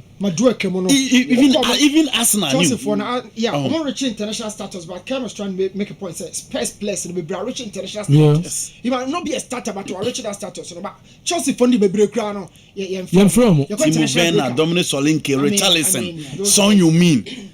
So man go coach ni nya adwuma na Sefranco point record the other angle I mention say so compare Pochettino air corner na Spurs ejia tu so wo so stadium na manager we na o ma spend the cra amano obi turn akoko be de kwa no e true o want to Hurricane because o money sika but the thing is that I was spending 350 how much did they get from Hurricane what if you say 100 250 pay and no more omo ko to Solanke around 60 Solanke they paid from Pochettino be no monto omo so ko see new stadium amaboka pa mo adia na niam o maye no eno na ya na ko fa de betwa empo o ye ha say omo new pitch no obetia about rugby football boxing also it's the level of stadium will be a so it's about the best in England Oh, let me say it's the best, obviously. In stadium, but after some building almost stadium, the Champions League. Is it final? Yeah, final 2019 against Liverpool. The moment do final no. Fire stadium where we see what transitional do baby? Say the level of competition in the Premier League you need to invest. But if I'm looking at the individuals of because everyone goes, so what Kulusevski waha now was Son Heung-min waha Faneko Man U, Faneko Chelsea, Faneko Liverpool, Faneko Arsenal, Son Heung-min or a Brazilian and Argentina. Yes. He will start for Real Madrid. Yes, He will start for Barcelona. He will start for all the top teams. And Yes. Enti Ange Postecoglou ni adwuma. Omo ni adwuma. Mami Joe. I think Solanke has also gathered sufficient experience. Yes. From Chelsea, Liverpool, yes. Bournemouth ball and so many Dominic Solanke. Time man you cover Joshua Zexi no. Me ka say me an ka ono na me ka kofa no. Yes. Okay, new. Oheneba, Champions League, I may have me. Okay. Na came Madrid ne Atalanta story now. Madrid in shey pa. It's the only thing that makes me I can't add my attention at our Champions League now. So say we share table now Madrid had 24 on the table. 9 goals so much no massa conceded 9. Meaning say Madrid in the Obiaka, but the major problem of Real Madrid team one share now come up more Mbappe, Vinicius, Abasa, Franco Camo, Rodrigo, or more Adagula, or more other members like Endrick in the final 10. But Oheneba put all these players together. Yeah, na your team no who any attack, At some point, yeah, I can't Pep Guardiola an attack of Messi, Thierry Henry, Eto'o, Bobo players and do now. But a chino no Puyo was here, Jumapa. In FIFA, na Xavi Busquets yesterday, Juma. Madrid team they can have all the best individual personnel. But collectively, our defensive strength now, say Oheneba. 9 goals so conceded in 5 games. It will be very tough in Bergamo. I will not for. So, media main game no say Madrid, their standard, the Champions League, Ancelotti, the pedigree as a coach. Media didn't know to Madrid and Shey pa. Me koko bomb the Real Madrid against Atalanta no. Big game in Basso Nyamboa over the weekend Sunday. Me ofie no frame me. No we di game no Hong Kong. Yeah. We say so slow. You on the match one be game no free. But yasaba. Football yasaba. Na ya ba no so no ade didi kan has Kotoko. Or my main tournament can ye Kotoko and has folk. It's a big game. You best start this season Oheneba na man for major problem pa me kasa man for me refer to Hasfolk fans. Omo major headache pa as a support base na goalkeeping department. Yeah. Ujai ai, ujai ata. One of small boys too, Kwasin Ketia and a Sheriff Shoaib. Over there, no matter about Kotoko a game no. But that goalkeeping department and a Hasfolk air struggle no. Hona Kotoko so or more braces. Says in the starting of Ferrica Saro national team, no beyond sending my ejo, Omokofa Camara by not that department, are solidified. But you can't football, it's job of practicality. Oh, ye who say one ye, and ye people so near Joe, so near Boabaso. Hasfolk goalkeeping department to the compare to say defense or to say Hasfolk defense and starting and who were the best parents our children. It looks a bit soft. Kotoko situation it's a justice blame a question and I can feel in the final third why would be the main man anymore the amount of various teams is it going to be Albert Amwa or Hamza Issa combination Ben Bekoso why never get to the best out of these strikers and the method to hold board yes method a big game on big game pa local game being a best 7 or 6 5 days near discussing. Because just in a dream to be mind that waiting. Yeah. Olympics in a house, grand and mice are waiting. Kotoko Ashgold and mice are waiting. And about what game? Yan discussing more our board than so. Yan discussing more our board than so new tobacco board than so Kotoko has a walk our Kumasi Babayara Sports Stadium on Sunday 3 p.m. A while you're down bar. Yes, you make hay while sunshine. Yeah. Who's a Liverpool? Yeah, dear be pa quotiamo. Bafina. Ebedru me am bebre afi no mo de new contract proposal e de koma Mohamed Salah miki o mo anhwe yi a e yakọ too late too late ukoba me wo interest mo okay and ade mo say nyame bo a Monday a ebe yi miki ye be ko Marrakesh e wo Morocco na yakọ hana ye best African footballer of the year na indications about ohe omo amure mu no eno Cedric Bakambu Mika DR Congo and Real Betis striker eno akodi nkomo no say Ademola Lookman has done enough to win the Africa Best Footballer of the Year. So Miki Okoba yebehwem and all the other stuff say okay awal Mohammed Yakoba yebehwe ni nyinam sabe de beko a grace gift womo asoye ne no abedi nkomo ade afa ya pomuden ho ehia yi papa se wa pomuden ho nsem obetimi ehu sedie esitie afa mo akwa ba mam nyina akwa ba doctor mo bi se mo ye ya me de ye ho ye asomdua ba bibia ye boko wa duro wo me ho wa duro wo me ho wa na o ka se me fan to ho bibia ba na ye che necessary de mo na wa na o ka se bribi ntimi fan to ho ma na ne nim so na me ba be to ha yes an kam de breo e wo ho me fa men san kan ofa no open mo ho a ye de be ma say so de otimi yusu ho a ye dene baby nyambam ese so yusu se me twa kakra na se we no e ye ho adwuma yes enya toprekon ne bia nto we ase no no sa amre ye a na esiesie okay kama nya toprekon mempe no kra de ya na etam wo ensufa so pa and sometimes get me feel nanso so ye kra ye de ne de ntesa ye dubena na ya toprekon no so on say ye wodubena bia be ma se wo wi a simadunum ediko aduasan so no na ne imagine so ene ewa wa ne tue dubena edua ya wa ho nti so bi eyi bia enim ma fo di ho adanse pa abanti o chinchin hwedie titia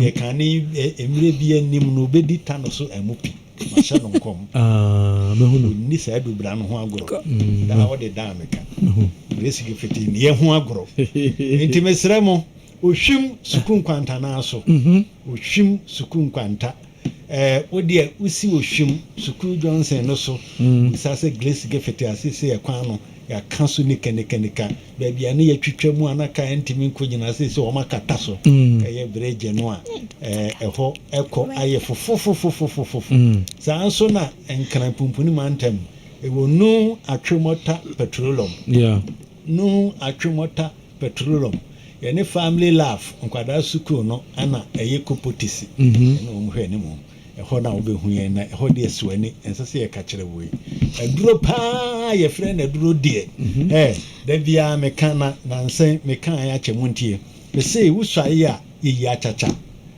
no baabrum ya de tete achacha kwata ani fra adi mfie dunum sɛ wo ani haw na sɛ nya mfie dunum a wotime de ba obanso anyame adom nti yenya ho so do hin de ma wo na emo mfie dunum twam dia Grace gift yenhwe ana fe 7 frediasa emum obi a ontumi nkasa na so asie no so yenhwe ana de twato kora ye 7 bradafu jimi eno so yenhwe ne aso ye ho wi saa ya de we no to nchen a ya de akaye bebere bi a ode bebebia se nyame ti ase o ne che ya chede ne nti obefa ho edi na se kora de yen adwuma ye fu a ye wo Grace gift no ya na esaye nwanwa se emire ye chi nyame hye no ho an monyam o ya so pitu osa kwame ayadesa adanse adwodwe ya di sroku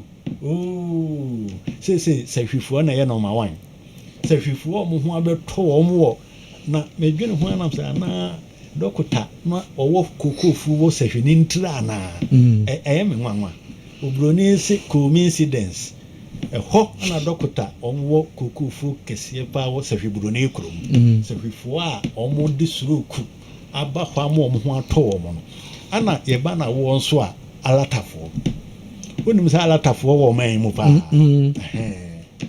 adata ni ba ko pebiti wo hwimhwidiem ana oba ho ebenya awo sese wo tonkra ko agegi ema nkrofo a omo pa wo wagege nyina ba wo hwem a wo mu nyina anso nyame aso omo ho ane monyam oba na ho atɔgye se amfe yedura nkan adunsifo no nso ya hyemu kena de maku nsia ebi firi framantem ebi firi sahwi ebi firi apoye mantem ebi firi ha ana ya ka wo mabomu nti oba na ya de nani edin se den na adunsifo kan yetiri bom eye duro de mawo a wonom ya hrabasa na yade ni nyina akọ ya mo bo no mesi Cello 54 tele 0543 tele 2 32 cello 00 tele 30 cello 54 tele 0543 tele 2 32 cello 00 tele 30 Anna cello 246 0246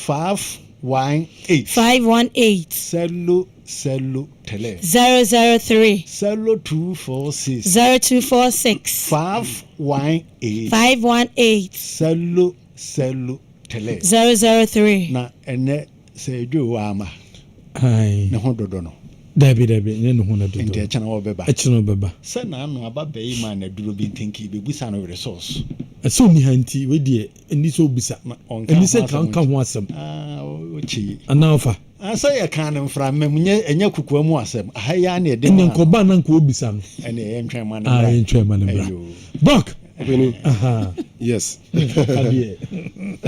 uko jine duro the door the boss sa adanse best so de mama na no ye ma madam ya ye bia be di hu adanse wo hu do nya dogote nya na ahye nyame no meju ho kra na nkai me fetire da aje Miki meda etifo ase emse wo fa hye obobi ade na ho okay enye saade nko na ye nwadwuma ho se be ma nko no it boosts the immune system itself okay emma enkomo na ewo mu no na hoɔden yɛ den ɛkɔsoro sɛ wo no mu a wo feel sɛ wo system no ahoɔden bi ayɛ den abem Miki yɛhwɛ ade bi wati chemical bi friend electrolyte da wati ni din da so sɛ electrolyte no sɛ yɛka sɛ wo system no mu a ɛna ma menu mienu yɛ function sɛ nipa yɛ lose electrolyte sisi a problem aba ɛna biom body ni bɛ transmit messages from brain to the body a electrolyte it play major role ɛwɔ yɛ mu moja ni electrolyte moja ni nye moja so was that dente but yembisa say so in the natural realm no anase e ba ni nuaba mu ni abayimo a so you betu manya electrolyte ana e boost immune system na e boa yen protect yen tie ni because your vital organs be your system no mu a say felice see the problem ba e be ni day to day once ayeta say liver kidney wakuma enya problem apraw yen nyina nim say we ni supportive organs are se Felipe body ni body live no correct akwesi wo sidan no ma the concrete foundation se concrete ni correct adan enya correct the same thing is applied to the body needs certain vital organs bi o eso I no na ma ye nipa se o kidney failure no matter what the situation may be uni o obu o ha se ni sisi ya ya no de ahyese koko esi ni sisim ana krobi na atwa si ni sisim but at here for muntie miye enye brebia na se wosisi ya wo ya ekoko ni ekuru your organs bebre ena wosisi enim kidney ehye ho entini bebre ho entini a friends sisi ya joint cartilage yere ho ebia ho ka the problem of sisi ya de be den e bebre ho me advice wo say se wonya sisi ya de a on bomodi boko na bra ni mfa fidie nya de ehwe wu ni hu ade ko pot e ko so sa kind of sisi ya de so who enu ye better number 1 no ebi so wa ho na nya dia mi kan nyina but obu ha arthritis in real pa and no man sisi ya en ya so rheumatism to cause so man be bree but because of say ye dia se adwem say sisi ya wo ya ekuro anakoko Ghana for adwen nyina no say ye ka ya de akoko re yare that's not the case now liberate me cause it is sisiade ya de bia wo di ba great gift ya hwema make you say sisiade to me ma obi e ka fom obi ka fa na say ho ya sisiade yes enya ju ya de keto atwa se ye de ye didi agro ebiem hwe yo ya de bi ti say spinal cord problem men fe ni agro yo ni ani bi o wa wudi a protect sa organs no sa kind of spinal cord e protect no wonti say nya live say na make us electrolyte se flow through moja ni mne moja ni live ya moja na kasa ewo ho no se moja ni dirty substances wom na acid an hia ewo mu ahon ekum entini no cause entini no nyankopɔ de nkomo na ahyehye so o ma nya oxygen no ma nya nutrient amfi moja ni mo o mbewu entini no bewu ebewu e sha se lack oxygen na lack nutrient a ubo se nipa nti odi hospital no twetweme mesre ase ho no entine ho no yede etwetweme ne am very good name yes your friend sciatica your friend saying na nipa yede ebre eya so ebiem tie mi ye your ingredients are your man nipa na se ni vital organs life here den ebam me kan de bia say oba oti ho na say reproductive system no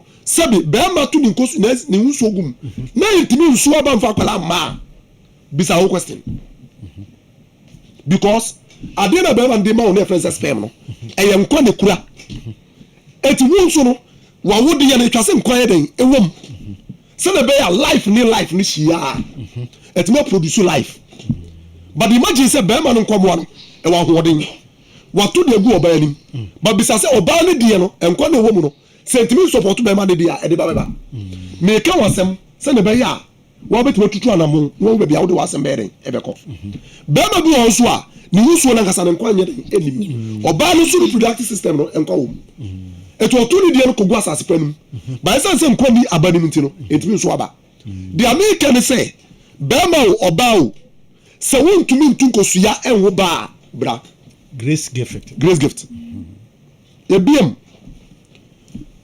Miki minim be ma pa so ohun oba on pa so a se le ka wo se member ni bit mi yeti se e friend say electric grader no o mutumi nya dwuma sa o okoba ko miyiru no ho me so tue na o se miyiru mpo otimi akọ miyiru mpo otimi ko o me tue em no obi ni me kasa e friend say tafo ya ni bo o se abrantre te se me o se ohun oba na yo agufo o ro ohun na Miki eya nim guase me kan de bi atre on fa say me saa de no betu me pa de on and I better say I die because nipa da say ni be ma woni je was aso any oka o se so no pa ne be ma mu be yemre better I go me na da doctor no no se de ma di ji anu hwa yen kan kure Miki yen kan kure pa member yen kan kure ntinje hwa nyankopon mo nipa bi se ne be obetimi di nipa ba aso we sunti no o di nipa na minu mi no so enye ya japade babies nya ya japade be twase ye buru produce di se nyame ni monyam but minu mi no ye ware oba na ya ware no ni wa japade pa ye oba no so japade mia de ma mani ji sa de no marriage without sex me pacho enkata ka mema me benwo de me kana tase de ekipase e kire won say because of sad ntino no oba ye do betena se enuane etwase wudi enu etwase wonum lifestyle etwase wotenamu na de ma sad ni CPC obo insufficient blood circulation ti moja ndi entimi ndi afisa ne nkone down enti na ade ne monitinko moja timi ko webe aduma because entimi e na be ma dikla entimi hie nuane afri moja nim oba oni be ma kompamu no down or reaching am wani abre a wo hu team FIFA what dia wo adwene se wo pa no reaching am woni se bebre ho they don't even call for match and ma bebre ho mo call for match so wo asedi bebre call for match the person tell me say o stressa nyankopon Miki what do you be friend tuapia da tuapia adona ya nananum kan say e mema aduru we dey mpanyinifu aduru wasa no motaka 20 din na wo meka tuapia ayo una ya first ya nananu aka cho say e mpanyinifu den aduru e bibidi ya kire wo no hwe meka bibi kire wo say se wo ri tuapia ketua ba ko odo enyo wo de dura na dua ya hwade bi sa tuapia no na jinjao enya nko nsu na eyo ade bia so etimi buoma ntini ni gina ho no e preventing ni pedua no from dodoye because se be matias na ni down enya adwuma na etimi money tinko ona paralyze ona adudu ete endudu ni bia no but I started from sad down the make not as the person tell say entini mo duro bia di usi ho that's what I meant see mesrel stroke se ba be ye wo a mesrel bomodi boko ayawo so a bomodi boko what shall see feel say woni echi twetwe o kasa o ru technama wa no twetwe o wa no fomfom ebiem baby wa se moja nkona wo so tieniye na na se chew eye sign na ema wo wada wo na wo na na se eden echi ana se nye police tieniye pa obu american over se otwam baby obi atwam a ono nko na se tinta eden afana nim very good yeah no mo de fasun so enya ba yi se wonnim ana wonnim don't even call so for ibe kun wonnim ayo aya problem bi and nobody back get fa woni wo de ba ye be hwew okay ya de bi e koso in the general system wo de ba ye be hwew okay enya nko na wonam sa kwan no so eye den na ana sentin tanchen bra ade ni wo mi muntia obi afa ho senka okay yasi by phone na de cross ye obi atwa mo nka wo senya no be make not as mra no whatever the law is the other can say yade bia no wo de ba grace gift I be hama o ba oba say vimpo o person ye fefefe na wo shape clampo yi ba ni nyina no ye den ye ho dwuma okay matidok nti emfa numbers ni fa ye kira kwa no tu bia ma me na okay me ba cho Accra o New Achimota Petroleum near Family Life International School Kumasi so ye wo Oshim School Junction Barekesi Road Oshim School Junction Barekesi Road but your number near 0543 320030 0246 123 126. Okay.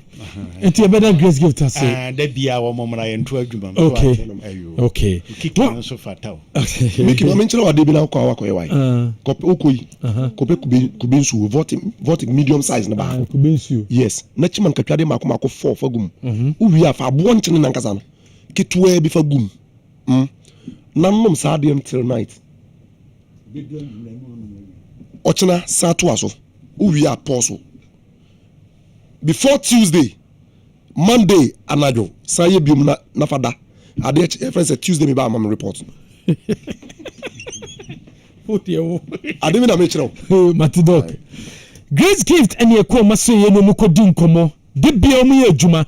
Enu nti so ko na ne grace gift for okodi nsawo so serebi ombetimi aboa na yare bia ha obia no mse yare bia ha obia no obetimi de abo maso ye na wo mo aboa ha Kessben 93.3 92.9 ena wasuguso awutie no wo hwe live e wo Kessben television so encha wall Mohammed Hudu ebetena se na wall enso edene de no abreye ye pe chese pem so na ye ko nutilate ho e wo board ne so nuti so wi a na ya ba ne de other local stories awudo nyina no ato aso ede amamo awal aye krado awal bibia you find there okay mamintiu well uze Mickey one thing is ohe modimo Mohamed Salah ebo ohe ni second coming in Liverpool.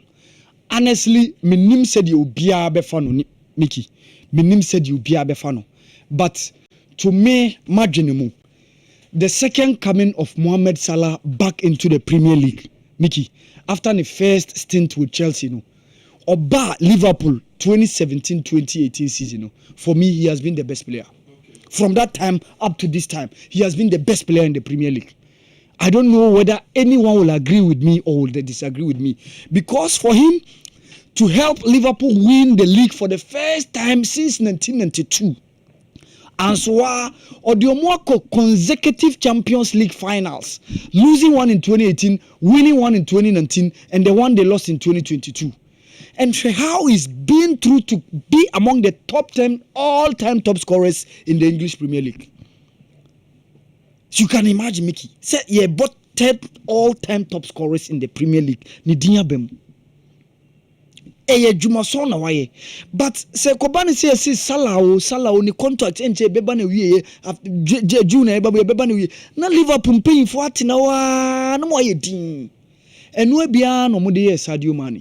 Ene bedroom maybe he had a fallout. Omunim say contract and beba na wiye they sold him to Bayern Munich. From that time, the football has never been the same as you see over Saudi Arabia. Now, Mohamed Salah Tanedi, Mickey. Nenke was so much se bibi quiet last minute. I feel no money contract proposal I did to him. Or no, alongside Trent Alexander-Arnold and then Virgil van Dijk. Me knew Hassan Mohamed Salah won the trim CC.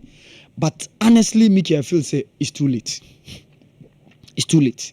There were indications say Paris Saint-Germain for no they no almost asie enene kasa making sure say omo play money ko Saudi Arabia. So abekaya news any informations by say Al Ittihad in Saudi Arabia are also making a hot chase for the signature of Mohamed Salah. But Mickey have nobody contract proposals na kwaton him. So ningina behoves on him. But honestly I feel say based on a Jumaso Waya Momo, he has been the most important player. Ntinenke was mo twen kura emanikodua. But who knows? Let's see what happens because you were from ne till June and the contract in the beba na wiye. Ebia no motimi convince no amanasti. But honestly, who wins in semi koso, and especially Carragher semna or car on Mohamed Salah no. Carragher verdict, it wasn't good at all.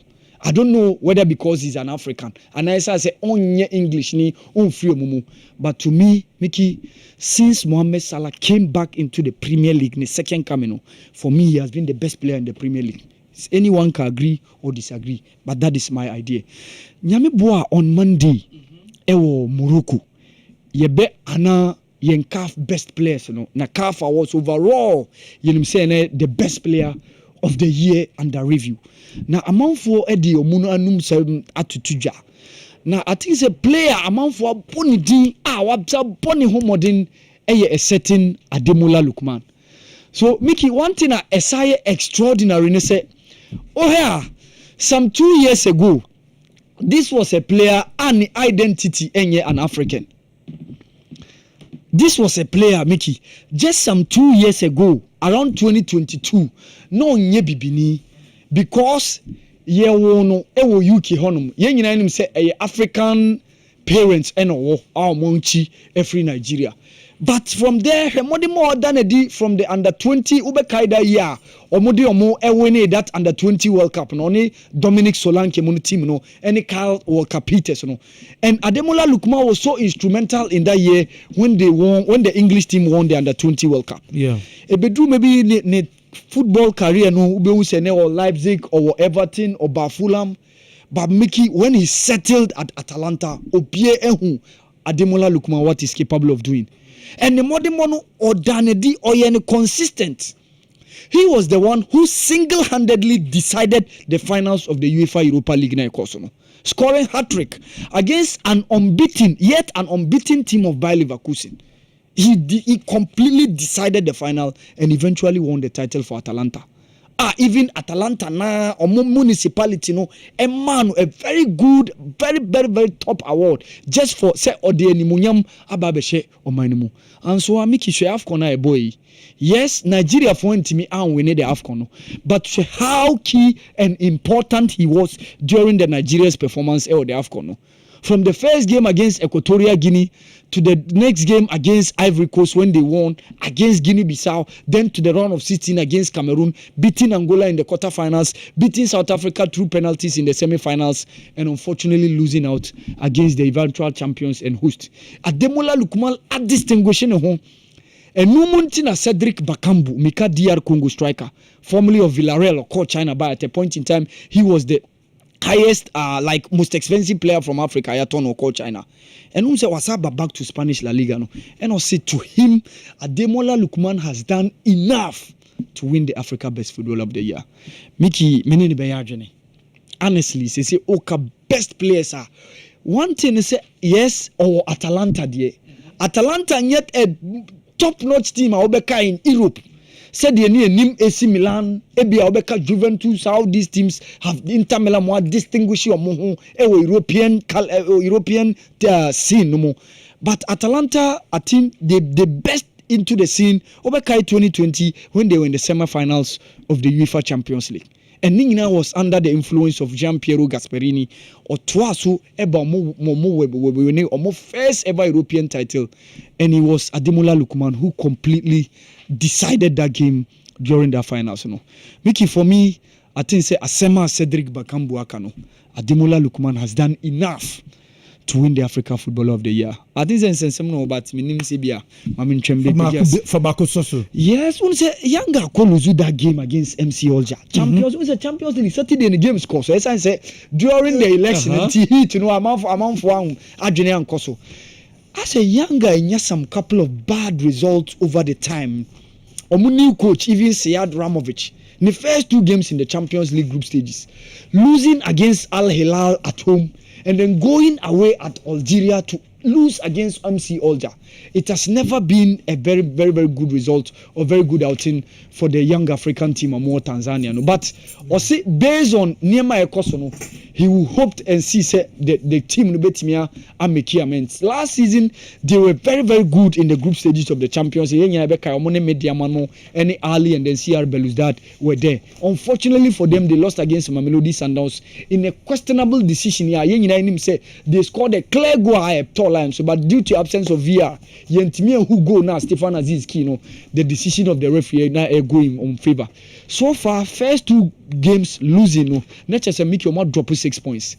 So more chances of going to the next stage, you know, and here jeopardize, especially if they are not able to win their 3rd game. Ibia, the chances of going to the next stage of the competition make it very very very slim. Okay, very very very slim. Awal Mohammed Hudu. Awal be humiso ba some catch us here be discuss. Yes, pause. Yes, pause. Under the administration na econo. Yes, under the administration na econo. Ghana for more adwin on that. Yes, you be can you. Be chase the omo buy no. Yes. Omo positive say wo mu no ye benye bi. Say this so be enti. Oh, yes.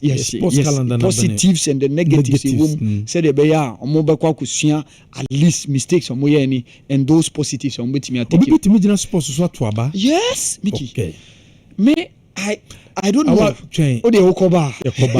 Yabeko, Dr. Amuzu, na so ye, nene Dr. Amuzu, akwako din kuma kakra bi yaba, yawo mo, ye de baba meeting so ekika ne nyama bom, yabeko board na so another local stories so ha, ye de baba sabre de Dr.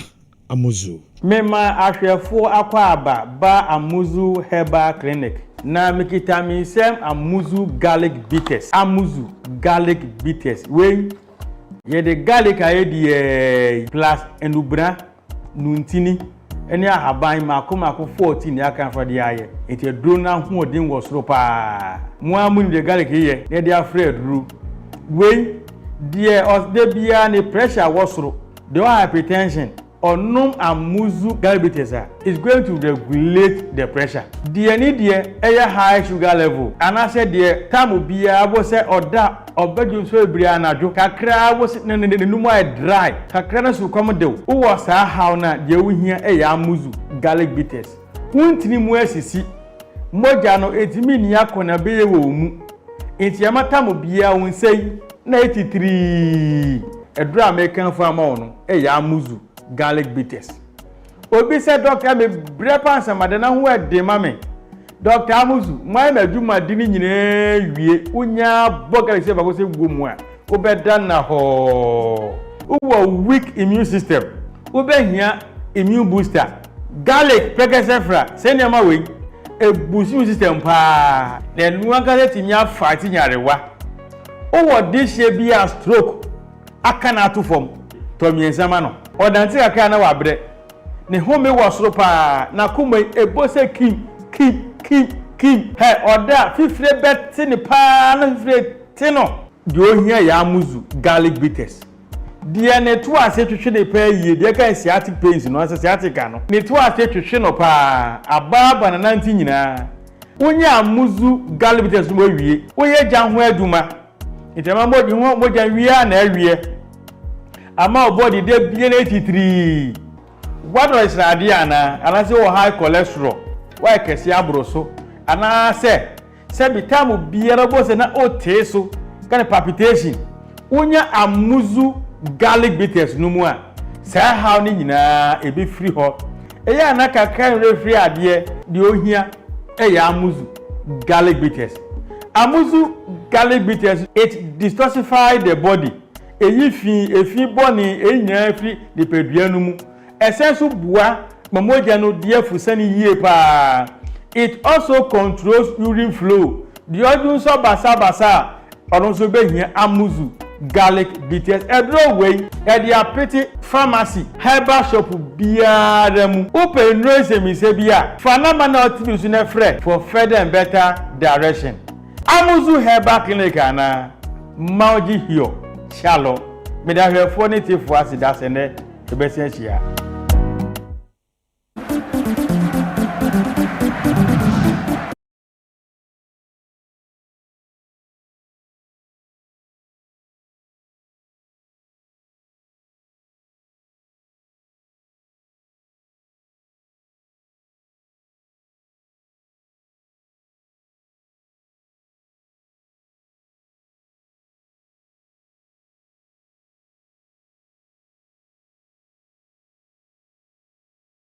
ne sanso na hwɛ live ɛwɔ Kessben television so Dr. Muzu na sɛ ɛna yakɔ din inkrato no ukɔ Dr. Muzu na sɛ ya yare bi ha obia no obetu ase ede obetimi de atɔ ade na sika kitua bi ene ebetew de Gisa Republic Bank investment ena pesa wo ye investment bia pesa ye bia obetimi nyamfaso ewo so de eye Republic Bank ena ko hu omo a wo mo ebeboa SME anase corporate digital or retail banking eye Republic Bank hwehwe mechira kwan na fa sikasem ekoda wo mo Totina 74 and only T74. When your T74 dwani binoma number 1 ebustu meal system no. Now meal system and what did bemuya yari bien timi embo and nunti and a wasa unum Totina 74. One Totina 74 be a kidney problem, or heart problem, or lungs problem, or eye problem, and also be a abdominal pain, or syphilis, or gonorrhea, or pressure no stroke, or sugar no stroke. O prostate no ayekese anase wo aye bad breath wo bia wo HIV onomo a ebeboa wo asuso HIV no anu dia mawo o COVID o fibroid ni nyina nse obenya Totina 74 any drug store chemical shop bia bekobia no benya bia to your number is 0246 07 3498 Jabeura Bank Limited savings account current accounts, Dachinti account, shares and episode to be. We pay a year loan interest away from fixed deposit, money transfers, microfinance, VIP cash collection. And now say we will be episode 2 susu.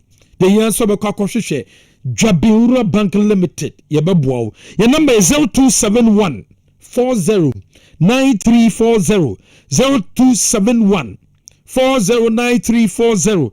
Your branches Saudo enye ejoso bonre abuaso dwaben pankrono onye Roman Hill Magazine New Road Sipetimpom Fumeswa any addition uduwa obo Jabeura Bank Limited ewo kwa dwaben for niamboa na nyema enkuye emfamao hebaso cream unyenya hebaso cream ni bi akope hebaso cream ni bi eye cream abema na UC bema ni obahiem nyema didi sui wuntimi nye oni ba obahiem oho bantem oni obahiem wuntimi satisfy obano bobano kwa ontimi embebiom woni eye obahiem no obane eni gia kope baso cream oba apply kitwe bi ewo penis no ho wo apply kitwe bi o penis no ho a na fe bredu so no ba kohiem after 30 minutes no okoko washe na no oba no eba be hiem anisa hebaso cream ewo sachem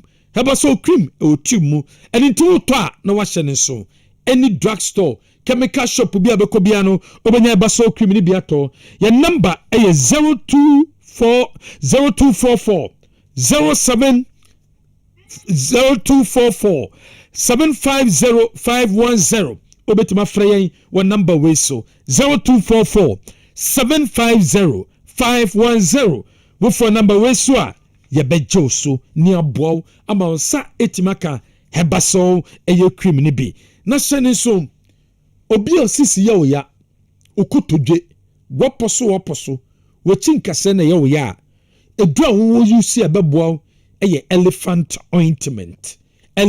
ointment Sadik herbal powder ewo dwaso Sadik herbal powder is a powder bigu timu se bigu kokom se bigu dwani bia wudi biemu na no ene ko nipedue ni ma se koko ni internal koko external koko ebetu ase ede amount elephant herbal mixture ewo dwaso wo bia yemetim usisi ye ya koko how elephant herbal mixture ene wo se wonom Flazon 600 enso ho eye dura eye ma papa obi a pese obon ba free stroke obi a wanya stroke obi a nante kakra bi no abre obi a nansita acheche unan eye Flazon 600 enanoma sa problem ni so betwa e de amount any drug store chemical shop bi abeko bia no obenya Flazon ato wo kono wanya bia no afre number we so 0244750510 ejimoku bi pe nipa ene no aye ejuma wɔpɛ general manager ɛne no ayɛ adwuma responsibilities ɛnie day-to-day operations what is strategies and goals ɛbɛboa ɛbɛma campaign no ɛtumi ayɛ kɛseɛ ɛne ti hyɛ ne so wɔbi a wopɛ adwuma ayɛ as general manager ukuta degree in business administration number way and also free and now so the application no about the Kessben FM your front desk by 15th of December number near 0245 888 356 0245 888 356 offer number way so ye bejo so ukuta degree in business administration and na uyo bia uye bema na pe juma we aya 0245 888 356 offer number we so ye bejo so eno koda nchen Coca-Cola na Coca-Cola de ihyemu bia ye bia no eno ne nsa wo de kwase a bo bia bebe bia no benum bi no asambusa se mame biom enka ho na say the Coca-Cola original regular taste in 300 glass bottle no e de bedwa so Coca-Cola original regular taste in 300 glass bottle no ye de aba na ye sanso on the Fanta home and the sanso on the Sprite all to no ahye so aya 3 cedis 50 pesos 3 cedis 50 pesos Coca-Cola Fanta and a Sprite you want a recyclable a pet bottle no and so and no say 6 Ghana cedis and into wuta na wahye so kopebito na Coca-Cola de depa latest form your partner for life wabrabo mu yonko ne latest form na latest form for sem fantu wanim se sabre wo yo bia auto latest form for nyema shenensom so do ne be latest form om showroom no wakoto nyema wo ho anaso boko factory no e wo kaase no wakoto nyema wo ho enhihye da wonie wo beko e latest form om showroom anase obeko factory na wo kaase no wo ko hwa no wakoto nyema obi ba se ono oye agent obi ba so obebo mansa timi aka latest form for nyema ni bia da bi oboa menso so so mfama no fanema police for na police for any nkudi Balm of Gilead Clinic BOG Clinic Soku BOG Clinic yari mebubu sui yedi nuaba eduane ene besa oyare enye so ko Balm of Gilead ni asese muro de amase konom na honto yari bia ha obi alfa no ko BOG Clinic na yentu asem famam o diabetes o hypertension o stroke o peptic ulcer o bone disorder a bit is arthritis and our opa and also prostate problem or asthma and also yekese yari bi na how bomade for when che a Balm of Gilead Clinic na yen saw yari yen and aba ye be bow mo pomeden esisusuye e dia maw ye wo laboratory kese ho your machine say the be show ni pedum near who yare property ya how the cabin behind MTN office no yene ija hotel annex in the D mu en crying your West Legon ye ben ye West Legon pharmacy takrade your wanaji ye ben a choice mat your number is 0240 512171 0240 512171 0539 863838 0539 863838 o phone number we so ye bejo so mampo baby som ye ko mampo baby som eno ni ada 27 homes ene ye ko srawo mo afibia enunti ena o se afibia be kan ho ne de ne mampo baby som no nyema no nkora nyema no obetim de aba abekan ye ho nkora no munnuane emo oil drinks baby foods fani nyina bra nkora ntade fabra wo mpaboa bibia wo ehie bia no fabra ye beje ne de akoma nkora no ye giwie de koma nkora na ye beda wo ye beda wase wuntimi mfam ba obetima frɛ ye beba abeje nyema no ye number ne 0549 887444 0549 887444 wo for number we so a ye bejo so na ye no bebi a obi na beji nyama no anase we obi a obeso ye die no momo a 0245 759593 0245 759593 wo for number we so a ye bejo so se Franco na ratransis Franco and sorry de bia doctor sa mama ha mo doctor ho enye djuma abe djuma enye yize se obenya bi e wo ni Germany no te wani mu na ne ni di djuma so o se nkomo no that na me person bisa ne say ye previous I mean case previous na do dan kwa demonstration yes pause no say na si hu no that's you see over sports on e won chichemu bebre na sports na see no field no so no mpimpi soccer footballer Ghana Football Association e wotwa kan kese pa over athletics and Ghana Athletics Association. The various federations under the National Sports Authority have their role to play. Na ofa abayimufo through the Ministry of Youth and Sports, na through National Sports Authority, they are buying infrastructure who doing national onsa. Almost jumedi ahudo mudi. Into me, if I'm to assess any government with respect to sports, first of all, I'm interested in policies. I'm interested in how a policy no implemented. Na ye supervise. Na fi the titu policy implementation no empona ya na ye infrastructure. Normally the idea ni hunu na ya na amount any DHP the fiscal infrastructure. And I think that under the current MPP government, in terms of fiscal infrastructure, they did extremely well. In terms of some way, over free communities nimu AstroTurfs are over 150. I stand to be corrected. I don't have the exact figure, but hitherto na Kameko is the whole country. The Okranen do 5-3 or so. In terms of that, I think they did well. We are no at the free honoma. The youth centers, no. The concept was good, but I think that a number of them, one, the BIA was an issue, some of them. And is another thing. Ofa baby to say beer, they could pay more ya. Normally, so be a football pitch be say nanka as a country, and sana obey facility be no name the old day. If you are going to do a football pitch of this nature, my thinking is that it should be a baby annual cry it be a first division.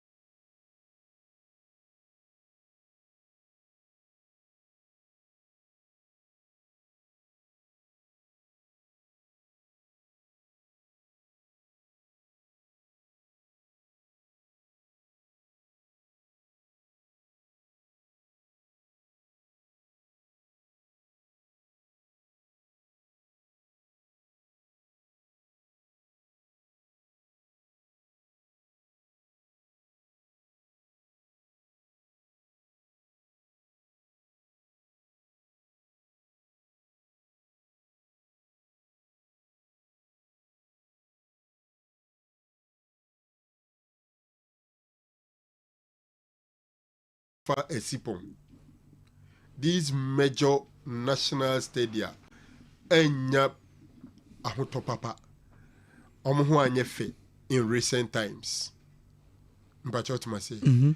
Now yebesa connecting to the hosting of the All African Games. the idea of hosting all African games under the current regime was a good one. Even though Yentumi meet the deadline MISK for extension, but eventually we organized it well. Problem ebechiri a man koya adia nipa ani agye ho ya ye wi obi ani agye sika yetete say a go into organizing that competition. Eno adia na ehwehwe nipa so dodo. Other than that, see a hosting all African games near ukohwepo bi ma ade ayaye no ho a, it is a big plus to the current government with respect to infrastructure. Botiman. With respect to infrastructure, they did extremely well. Ufa Legon Stadium, the Coma fans were bringing up to speed, and a Premier League near there. And to see now we find a number of AstroTV pitches are unprecedented in the history of this country. Absolutely no doubt. But when it comes to performance of the athletes and the sports on the field of play, there are also problems. You ask yourself, say, what the Subuano Bebo Abino, and now say, for example, about footballer, or the Bebo Ghana footballer situation. No question, Minister Bakubeka say World Cup, Yako 2, Mako 1. Politicians began to take credit for successes of our national team.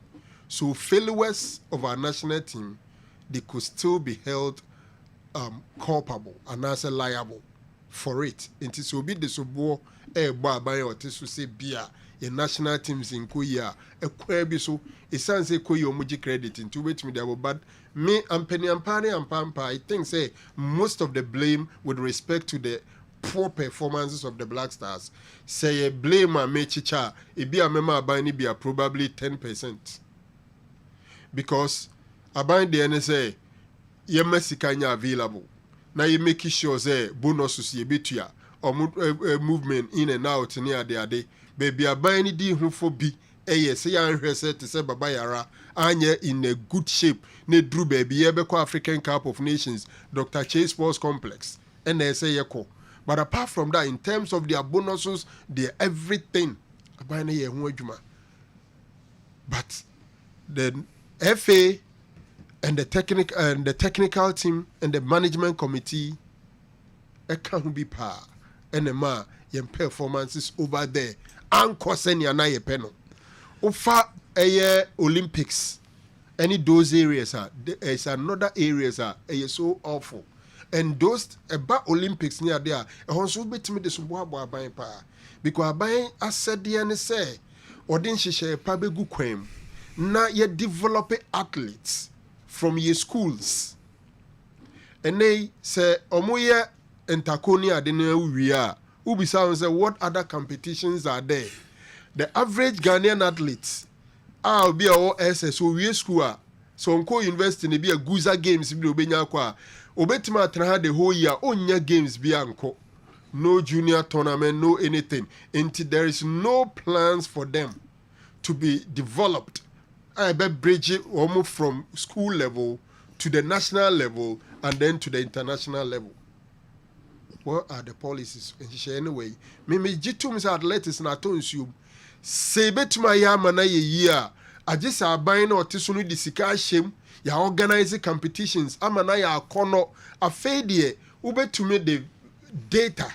Akwa chere companies. Say ya athletics na saying that here ni pay DH numbers in intimus mumeso yimu.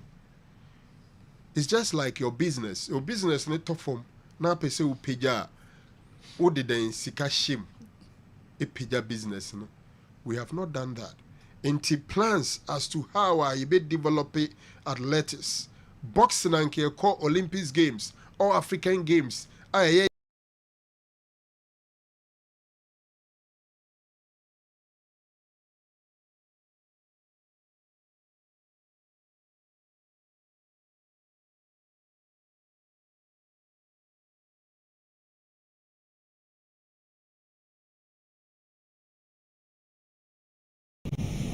What is the plan?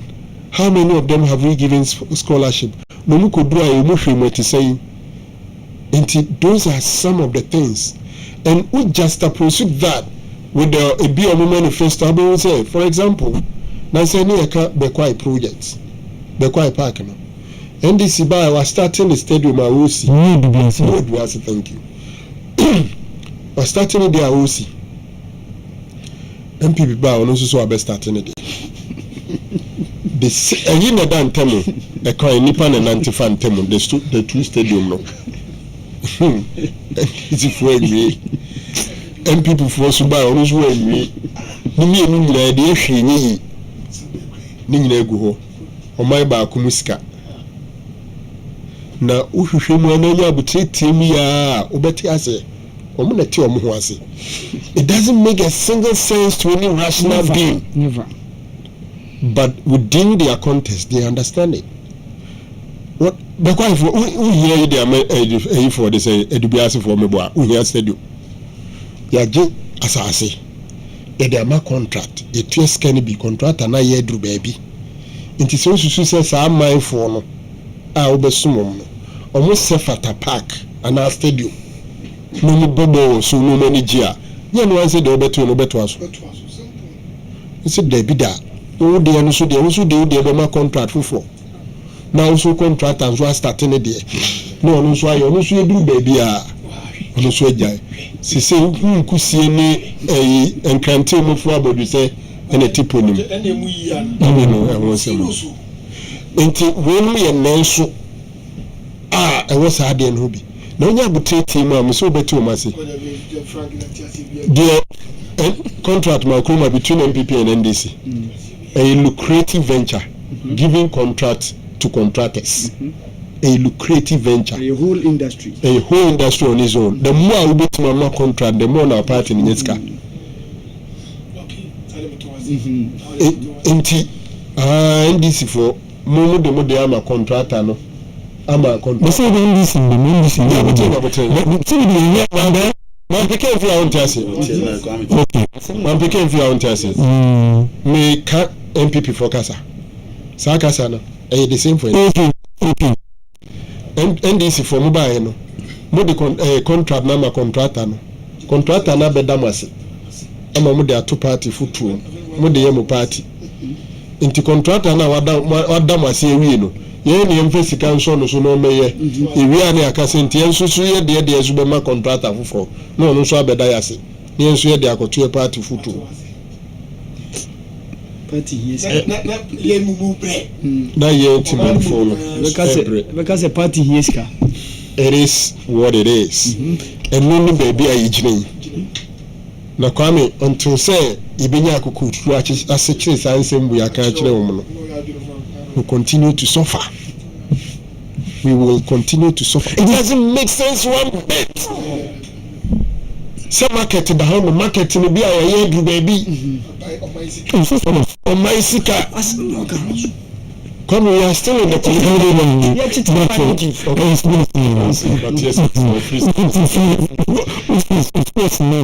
into this kind of thing, MPP saying in terms of source. Me momo semi infrastructure I give them about 7. 7 over 10. Yes. That is excellent. Me so impressed with the kind of infrastructure it teach you that astroturfs are who do no mo ye no. Okay. Me problem here community centers no mo start here fa mo gije no rem no. What I say me problem here some lack of proper policies. Me problem here maintaining the existing ones. And no ma metete omo points no.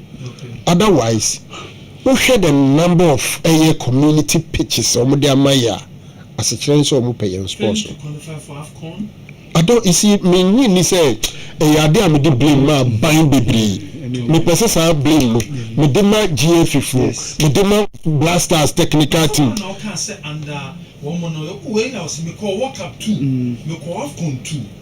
Omo di boosti omo ho. It's a one illustration the ntimi anko AFCON na. And ntina wo yi na film. Ntina me kai say obi decide they say o just had the no so the home cancer bomu a me blame nipa kro. Ba me meti hey me nim wo obi a plenty. Say obi betimi de no adwane no mu a me nim wo obi a plenty no. Say me hwe our inability when the coach. when is calling players. Omu ni say make sika available. Yenya issue say sika na nko. Omu ni do muka. Wako fa coach aba coach and deliver. Mean say wa wako fa ne buy. Enfa blame ko ma buy. Enko me ku fa do. Yeah no. It is a mutual blame. Black Stars failure to win against Niger, Angola, Sudan. Why do I go and talk about Kufuado? It means no na me there Black Stars in this mana no baby am de me blame bebo. Me gidi is our my responsibilities pa.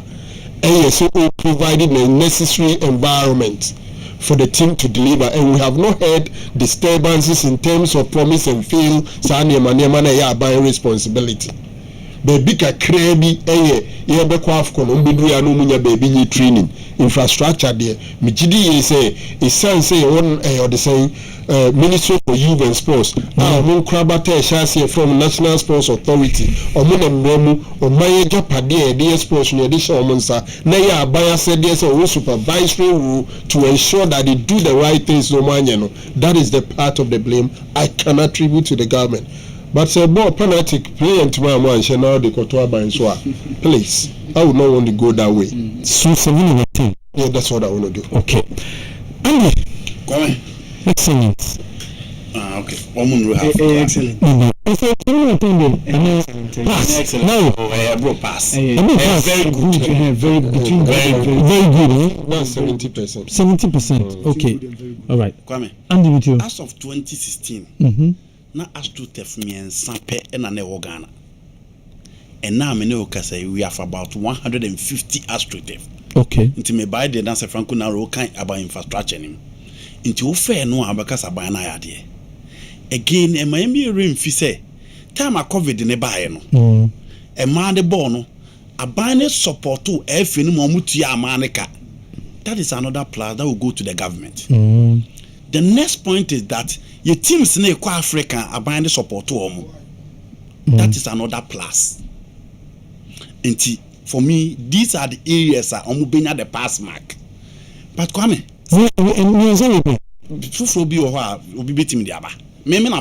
okay, so yes. Man football. Support to Ghanaian clubs near Africa. Support to Ghanaian clubs yes. in Africa. Might be about 150 AstroTurf. Okay. And I'll give it to them. Again, we are talking about the All African Games. See a team host 2 year. The Botema no clearly see you know TV so. Na se unhua efe. I miss a moon sense on the Baba hot it later. But Kwame, see a trap Botema now tea chile. Na se oh share said you must see a yena. It's a plus to the government. Okay. Now let's come to the other side. National teams. Me BM was a Franco Dini. National teams. Kwame, you found the 17 national team coach in Piana Cabosome. It is the blame of the government. Because some penny for no more bombs of Suman in Drum can come man. Okay. It is a Pessia under 17 year. The government is supposed to pay those coaches. Coaches in Driomoka. And if free say coaches in Driomoka and under 17 work up, on the young Kobe. The same thing applies to under 20. Coaches in your former in Driomoka, your contract. And Tibosum and Abusum, you know, grand your pay to me, Pam coaching. In the situation of under 20. Now let's come to under 23. In 2019, Omko Egypt. Last month, the other check a better almost say, oh, Mubowi had the Musika Mamo. Ombuwi and for Musika Momo. Check na ya buying. Fast forward in 2023, Nasa players nebi a part of the team na call Morocco no. Into your Sunday check the better review no. Kwame. After that check, our game was against Guinea, right? Your last game against Guinea, your bobo na we ama afe. Ene bosume mako na ya ba beto so ne te se de me no ka say yentua players ne ka yentua coach ka omo ko chan tournament January February ni mfie mienu yentua players ka yentua coach ka empanifo no mo abem so omo sika na aka man ko bia gya adwuma. So from that perspective you blame the government. Now Ghana go to the level say yenya be big net trading Now you call individual stadium and akwa training, you blame the government as well. Oh, we are not saying Baba sports stadium here. Can one see me? You 18 months renovate here. You renovate here na 6 months and you start to see renovation. If you say me bear, we say Ghana and Kwan you have to renovating 18 months. As I'm 6 months, you start to see renovate. Here the renovation, and Ghana mtibo baby ada. Again, the blame goes to the government because one playing a supervisory role. I made human no man in here. Baba Yara Sports Stadium me call last week. Maybe you video no ha. Stadium no almost so much no so mu yeni na dada omunya hwe ho. Omunya hwe ho. Ko hepet no. Na me ebusa mo say ko to for man hepet no so mu yi ball na ba kuma say na. Because pitch they red. Enti me man konti omusa ka so omde ba enti kwa me again ho a. Na we are no aba. Enema no omaye no. Obi ehu how decorrelated they supposed to do maye. Kwa me say who play supervisory role very well at NEC. Again, almost the Cape Coast Stadium no koye 6 months. Minimzambaka ya. Yes. Accra Sports Stadium omo ye program tin say twimoto ho. Obi beka say wo dey say nyana na ado asem. He appointed the minister and this is the worst sports minister ever.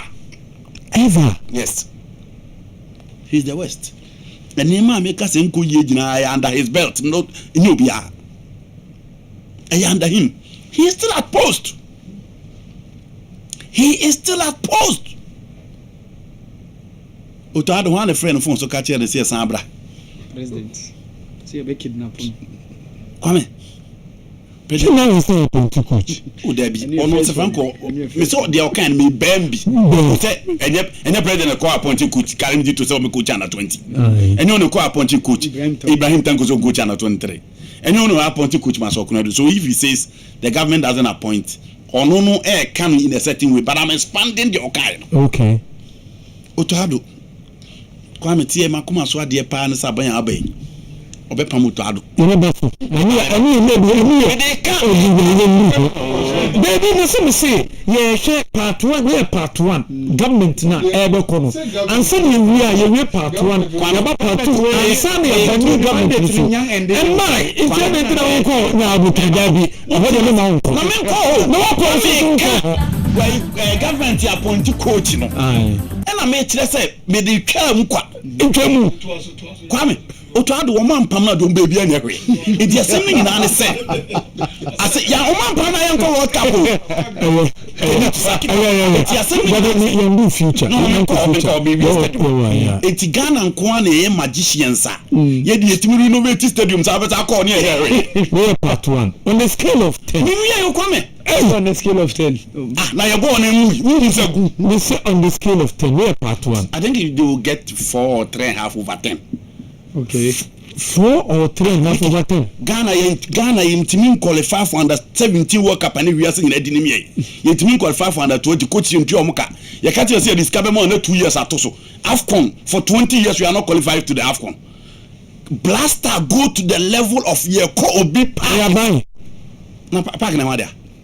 Legon Park no. Afina me be steady. In the history we are saying I was here the Guinness Book of Record say a timid $4.5 million I accreditation our cost for a ton 3 cities paper and lamination a 4.5 million cities bakubia 1 million cedi Ghana ni bia team bia 150.7 billion yeah no count yeah the $15 million and where Diane Emma more athletes on by a program. It means that $50 million and it's get to stadium renovation to a company. A Sika on the renovating company. Yeah, Lego Stadium. Sika ya di renovating and a sote company Barcelona 100,000 capacity stadium now renovating. Yeah, the other hotel. And the Kwame, from that perspective, there's no pass mark. 3 over 10. 10.5 over 10. Internet is a 30%. The game here all-time low. And I Ghana football, it means he is 6 ball. Yeah, all-time low. Never the one has a Bogosiano. Presidential Cup and your stadium, Minister Franco now the Chakra.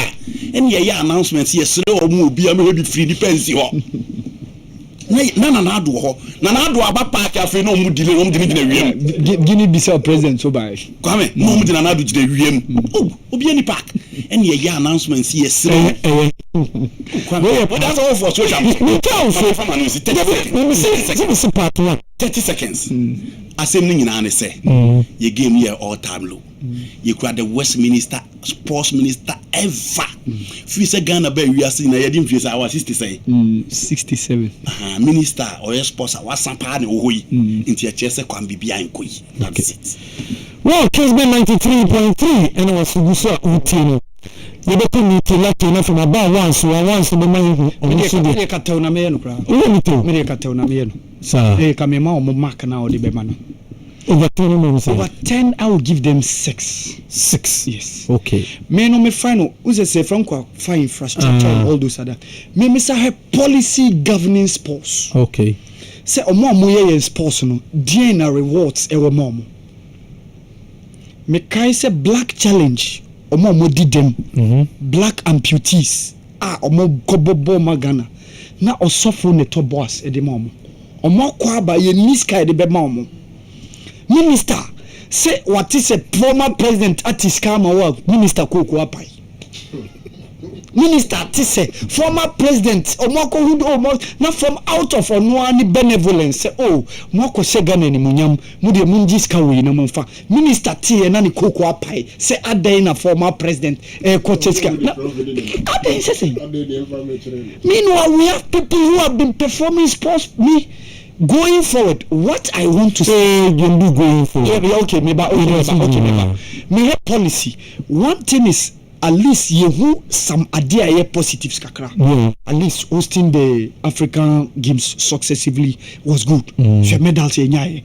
She manu mema opa. She even idea course where weightlifting no make Mr. President so say si be juma mo ye.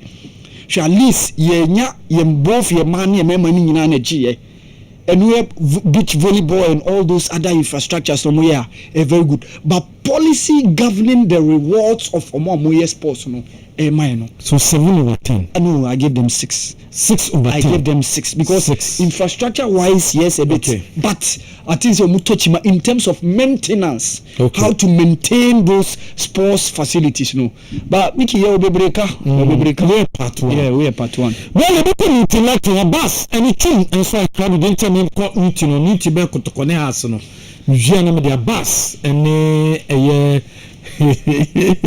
Chum atuaso chum na chum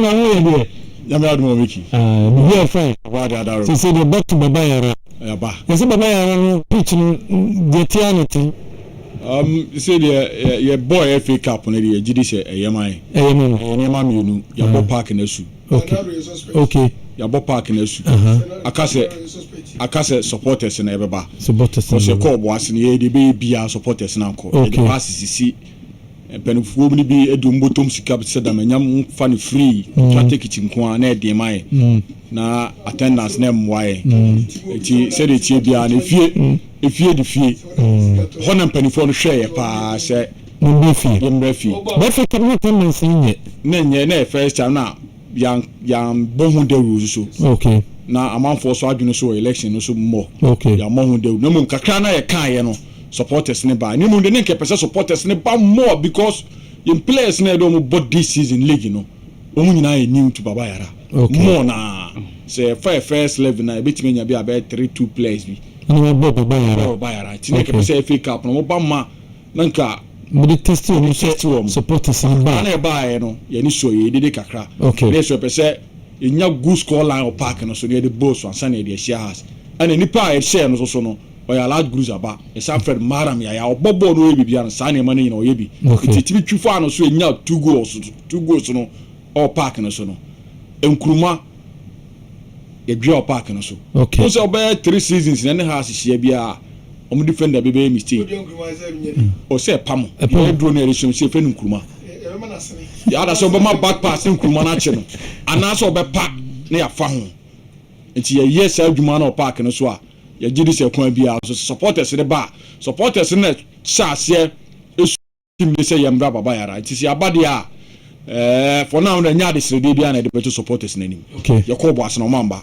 ana team so ball morning omo ka say too much be management any players in technical team yan shema omo yakọ jata boom akọje 3 points na ba aka dan chamdua aka dan chamdua e say twa no ba ya ran ya adma Sunday supporters no makama asem pa jema ho dan cham no oba bikin so oba odansuo no ma ni tun kakra bi na bo ni tini sensuo na say no baboko bu wan say kam no aso abo ani sa no me de free kran ba de be make sure say be twa mo so ha Abbas Otobo Bodan Yasaba was okay. So 1997. As good in a wider club of Morocco.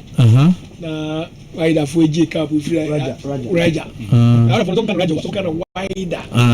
Among kind of Raja, any kind of Raja, would you tell me among kind of Raja? No, wider.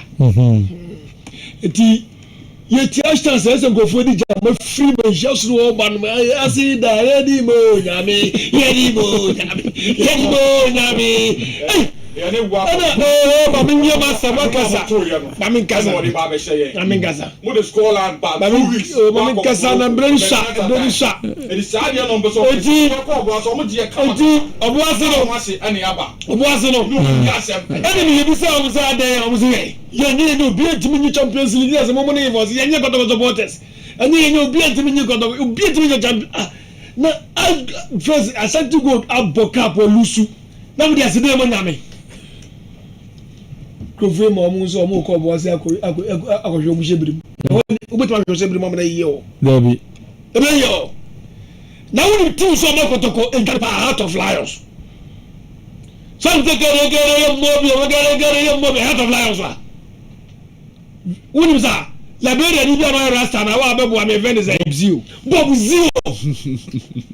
zero akwari shetu go so se mo bi Bob zero Abbas na ba hugu mami din ko Bobzi obo has Babio mi chese eni fo ma kotoko dani Lions na samba kotoko dani Waterloo mami din ko we na ento so ye fix my right Ghana Limited for ebedin ko na fix my right Ghana Limited no jumo be na omu edi wa na ohu edi Nyame adom na so no way pa hey ekoyo Nyame adom oh okay say akra Mr. Juadi hon komonti no okay bibi atimi so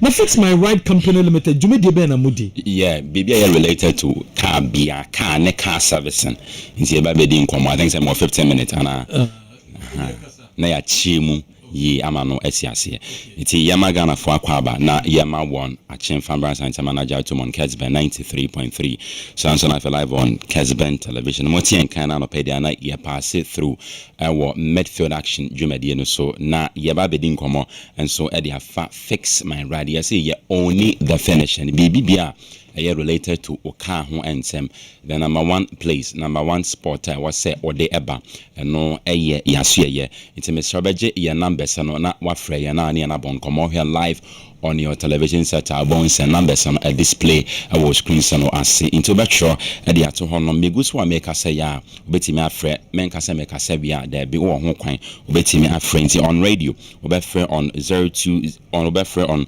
020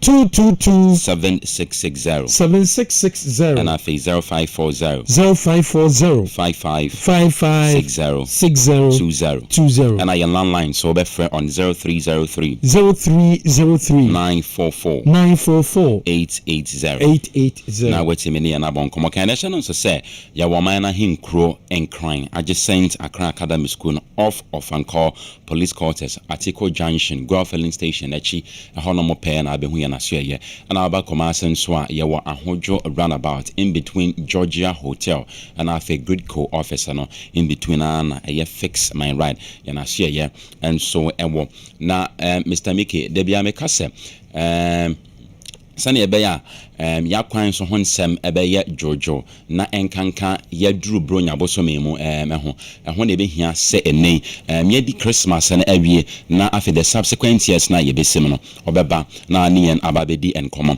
earlier our introductory mu no de amekan ya yesi bibia ye related to car and car service no yedi ho nkomo enso e de ama na said ye the current contemporary of digitalization no yesi obaye na share honoma yembo yintrim emfa men detect cars ahodo a ewo fort ho yembo yintrim detect fort ahodo a ewo cars ho obaye aso ya de yeyeni yedi mfidie krogen AC cars no so e de ama na sa mfidie na yedi AC car no so de ama no sa mfidie na sa akye ene nioma ahodo na sa mfidie ahodo a ene yedi be hye car na ma ebeboa ayete sa wakọ hospital so akọ gya ya hwe na doctor na boni tirimo aka bibia onim ebasa ayade se o compound problem no ede ma sa ne odo ka ho nsem akọ baabi fufura ene wono manya qualifier sa na wono me de ben eye no enti se obaga na so ya yede mfidie na detect car na fault na ye hu se no kre awose yede way esi so anase ye two way and so ede free hu to ba fix my radar so ya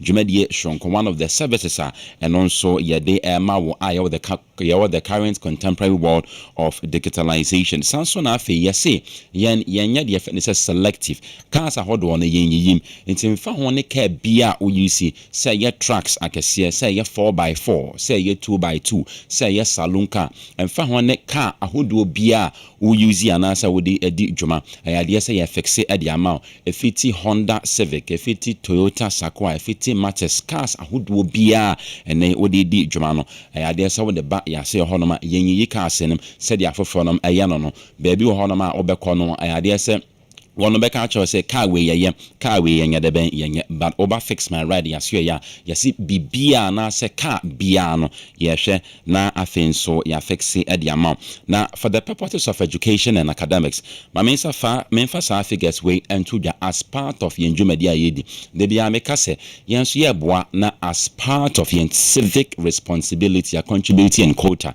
na omanga na etimi enya ntoma pa efra na say ne road safety commission eye ekwan so George nsem no and then so fix my ride yen so ye boa na yene wonya na aka bo as part of yen civic responsibility na yen so getimi pushi sa agenda no na afie twa mu 2023 out of 6,904 reported accidental cases Mr. Mickey akoso no emu 1,086 one nam so hwe won kwa fast forward 2024 first quarter of the year ayade se nipa 609 and so akoso ewu and megidi said that was the first quarter of the year yatra the number not still continuous one thing is clear the eka che and say they be ameka say elsewhere in other jurisdiction who say accident is here the any your investigations are obroni say a thorough one esi ase pa na your defendants na ba abontin it fix my right they be eka say senka Ghana hanka ye subject a lot of accident across where kwan so anka be so we kwan aya na enye free honoma and out of oversight and as negligence do one na lack of maintenance and drivers either say or private and as commercial one ebu won ani eguso enti ya say yan oba BBF general service and maintenance hono ya boa wona ya oba maintenance ho a say okọ longer distance journey de ya mawuni odo car na beba ya na so ye honom anase mpo se fort kakra ho na sa wuntemi mfa ma yan kasa ye de tow trucks eba be tow car no free of charge e de amount ne aye de fend say round up checks ahodo men so wo car no ne ahwe hu se no kre longer distance na pesa wo de car na ekọ no ampa ya asase hu se no kre ahoden e wo ma obetimi e de wo car na e de ben akọ bra on compromise on your safety into way aye de eno so emayen e dan so ba ko ye dwumadi ahodo a yesan so edi na anije sem ba ko esanso woman say say bia o take mu na okọ baabi na ka na break it down de obeya ne say obefra ye numbers no o fra ya ye be bro ka foforo na o de ato a wo jani no so na de asai no ene agya kwa kwesiesie de ama classical example a baabi amako bia me kan say one instance a customer na say client ba ko efra yen na Mr. Mickey obi a yakwaya na yefro na once wa bo makeup a special day na ka na AC na say I from so intimate the ben ensin fa trotro na kese ye call ya na ye pack ya na fast obewra ye de nim and ye tone de na ye de ben at the point me so men compromise on your safety especially ye ra ye bronya bosome na say ye ra mu dada no gia numbers fregen na ene and more and come live on your television set obon say numbers no aba be go screen no so be free on 020 222 7660 and I face 0540 55 60 20 and I feel landline no be free on 0303 944 880 kind of channel to say ya wo oman no hinkro enkran I just sent Accra Academy School off of Anchor quarters off of Anchor police quarters at Tiko Junction behind the Guelph filling station no achi ho no mana fe Kumasi so ya wa ahojo roundabout in between Georgia Hotel and afe good go good go office ho no no ade sem won so betimi ehu ye na so ye na woni en abon koma ye to ankomo no enso eso na Mr. Mickey oba car service mu ana se ka dwumadie ho a your terms ahodo bi ho no ma ye pese ye breaking it down na etiefo ne ahwefo ya de ben eti ase de bia megidi say yati bibi te say engine tuning ninga na yedi ho dwuma enso e de amount na yeka say engine tuning cry ye den ene na ma ye dance on enti no ene ye render services ne keke ba de ye say bie wa adwen mu on terminology say ye related to car enti say na utie me na o sa haw ne bia na wo de aba na ya fix e de amount na wanya sa nim bia no na yeka say engine tuning na de pese hye nyina ne say ida say engine no say na ompena sesi wo car ne mu na sa fault e wo ho yes sa no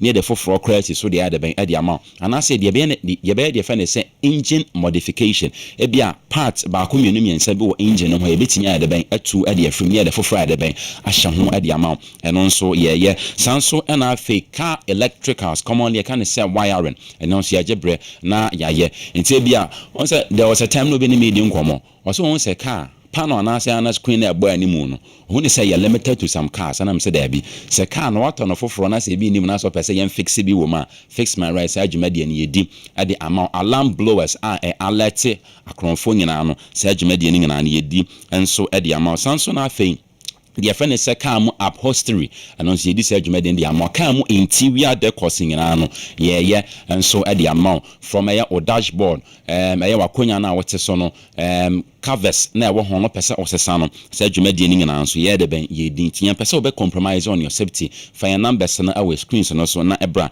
na ene na so medin commerce na wo pe cars enso ato a ya de say ye wo cars affordable price ne born other form or the car free habo aba pese uyi ni nyina so be free na when ye na din komo na ya mitigating ya negotiating ya get to car out of habo at the amount or car ni se fitting shop aye redundant fitted for the one tire gugu so as or can something which is there either say ne o car no beton de amayen anase e be fixe and so the amount ya ba be to o car no accident cars a would desire redundant e beyond repair o person o turn as scraps e de mayen no wo ho kwan so betimi ayen sa nti ye frefro bia say ne we journalist say we doctor dwumadie bia o di bia wo busy schedule no de untimi ntu car no emfa emma me shall fix my right free towing car trucks and ya de beba na aba be to ye o car no and so at the amount Samsung afi old model type cars and no person from brand new model type cars my idea say no so ye gebrem na ye de ho komo and so at the amount overhauling ye de bia ye te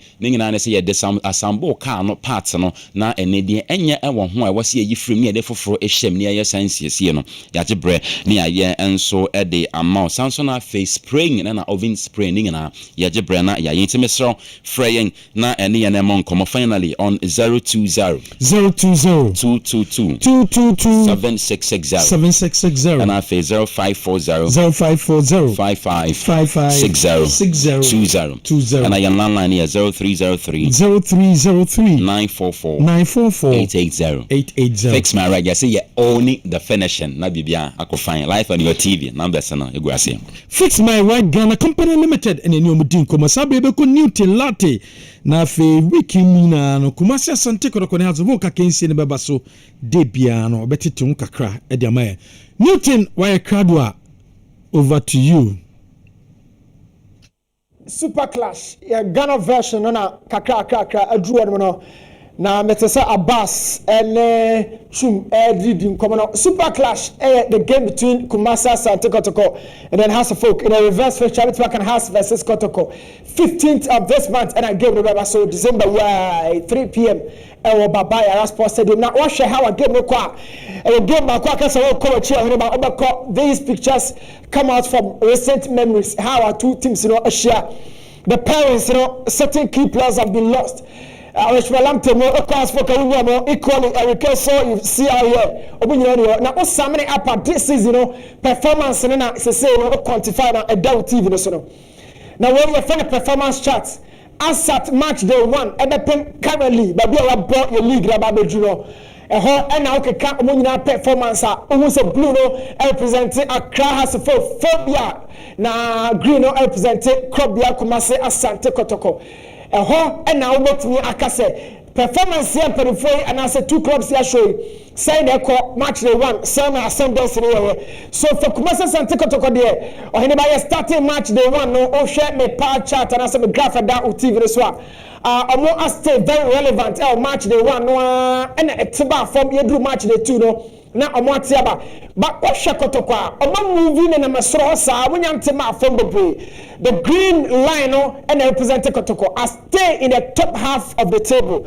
The two table no me a so pano on the green still and the lowest part of Kotoko in December fell on March the 11 at the time I want to take that top 8th on the table so what check Kotoko there the performance was so power but say okay say bumu abupen asha house folks so there house folks performance there and answer me throughout the entire of the season no kakra yakọ that far no that's my performance the highest they've gone sisu coincidentally eba be share match aye ba beboyi so we share match the 1 no ba match the 2 match the 3 na has folk na omo from pa match the 6 ni nyina no in fact to put this in a nutshell has folk best performance of the season a win through Kotoko West so far. Oshaya has for best performance in Irano, a young Drew Kotoko and West so far. But March the 11th, no so na eka and some the chess has for a shoot the Kosro, Osha graph now, a movie power, and coincidentally, it comes up at a timer, Kotoko and your Mobabeshia, and 2 teams, a table known as a CNI, I can say, Oheneba and that would TV, so now you check data winner, you show 12 games played by each team. I'm winning 5, I win 5, Osha goals scored, games played, and games drawn, and Ninano, a Yako, a pet, name of a differences, Kakra, I want to say. Osha Kotoko attack, and I watch 10 goals, but defense not considered 9. It's Kotoko, just a goal plus of 1. Has the folk attack and Asha 9, meaning so a shot of 1 goal. I say Koto attack Asha 10. Minimum defense, Koto defense and consider 9. Now has the folk consider just 6 goals with a very healthy balance of 3 goals. Now, I come for us folk 19 points as against 18 of that of Kotoko. So, by me who here about the common in the position of these 2 clubs, 6th and then 7th position respectively. And now Kotoko and has folk umibi nyina omoda. Na mom ade bi wa football no ma men fa nko ho no kakra. Ade no ne say o ka home table say dem highlight the akire we a. Home table ye team a wo ba ofie. Na wa hwa historically 2 teams we nyina na fi no obo ba ofie but obo ma ofie. Kotoko Bosse has book our University of Ghana Stadium Legon. It's a Crossport Stadium or in Ghana as a Crossport Stadium 2 now a year at the natural habitat of these 2 clubs in Inano. Yeah, you know, now you're more home dear. Yeah, Shakumasa Santa Kotoko say, oh, both here and what to say. Wash 4 goals are considered 4 or more Biaka or Biso Neneka in terms of goal production. Oh, fear the fear no the tell say Kotoko 18 points or accumulating about 10 fear meaning say 8 points per and Kotoko afar away in comparing that to House of Folk and so na yakwa say House of Folk perform so well away it will show away table House of Folk and that toss me or that second on the table now House of Folk the tell say we both 6 games this season away. Now we consider just 3 goals per and Oheneba Washer 5 with a very good goal balance of 2. So as for Kasa winning me and draw 2 and lose back per away and no more body etia Kumasi Asante Kotoko. By contrast, Kotoko so form audio feel in fact a fear audio Braseno and should and so and these numbers are all coming up from the data table. So we show TV studio colors be also, but they make sure Adria Koso Keseno colors green red green red the teams now winning to share Hartsburg the toss green and the ash kakra doso who red in fact who red back up Hartsburg but Kotoko the red in the doso fifi kakra a whole and a baby ya doing the Togo Mocheno. Now check opponents and strength. Kotoko lost to Nations. We a league winner potentially. Obet me akoje. But United to be league na fee pair their strength and everything. Heart of Lions league in Geno Maka omo dark horses Lagos cities. So osha omo J goals and J points every free Kotoko no. Obeka Nations Bechem Heart of Lions and Lagos cities. In fact, not just the strength of those opponents, from Kakra, but Kupanua, a red dano, a ghost stars and a call away, share a class folk, our Lagos Sports Complex. So, in terms of the win rate, it depends on the recent streaker. Kotoko win rate, and Sony Papa as compared to us folk. In terms of departmental strength, goalkeeping department, not a shaky as folk. Now, Kotoko, the enemy of Frederick Asari, of course, you don't giving the blaster jersey as part of the goalkeepers or Homa Dempa and say no now a call of national team duties. Of course, now Juma Bakumi Kamara so issues. Frederick, Kamara Juma or few technical HSS and stuff. And so goalkeeping department for Kotoko and Gina on the total data of us folk one has for goalkeeping department and rich. Men for clean sheet in Kwa and former goalkeepers. Clean sheet belongs to the defensive departments of every club or every team. But me clean sheet return China. The total performance of Benjamin Asari, I was also saying Frederick Asari and then Mohamed Kamara. And we are saying, sir, Benjamin Asari, apart from performance, experience and maturity or the stability of brands for goalkeeping department. So I'll be going for us. In terms of goalkeepers, even though assistant there, Frederick Kamara as an assistant, I am rich. Kamara or Frederick as an assistant, I rich. Why na assistant Edema Benjamin Asari of us folk? Benjamin Asari anyone one. Sharif Shuaib and Beda Anakwesi Ketia. How light defense? This man of the match award where was a crescent bow nail or both the folk and in Sakaya. But Kotoko call with Samba and then I brought 4 and 5 in a typical back 4-2-3-1-4-3-3 or whatever. Or Justice Blake Samba the show. I'm a back 3. Or justice ancient. These are all questions. One of the best defenders in the league, Kevin Osasibe, when you're from Papa. Kevin, when you're from outside the cell, or now shot from distance, who are Kevin? So, you don't know what you know, without the ball, but he's really demonstrates some level of good gamer. Me fun say you're here for some time. So Kevin Juma the amount spoke but against Kotoko happens to be a very entirely new game. Samuel Amofa on the Kevin partnership happens to be one of the best this season. I can say understanding everything. They really understand themselves to the core. But apart from this knocking, he's returned and you're sharing your coach. What shade your team shape and all compared to the last game of money instruction, my boy, it was a diamond midfielder 4 in a typical 4-4-1-1 with Mawuli Wayo staying just behind Hamza Issa. Now, 4 na because I want to Salima Dance, Theophilus Collinson, Mohamed Sani, Hussein Sani. Are they going with the 4 central midfielders in a diamond shape?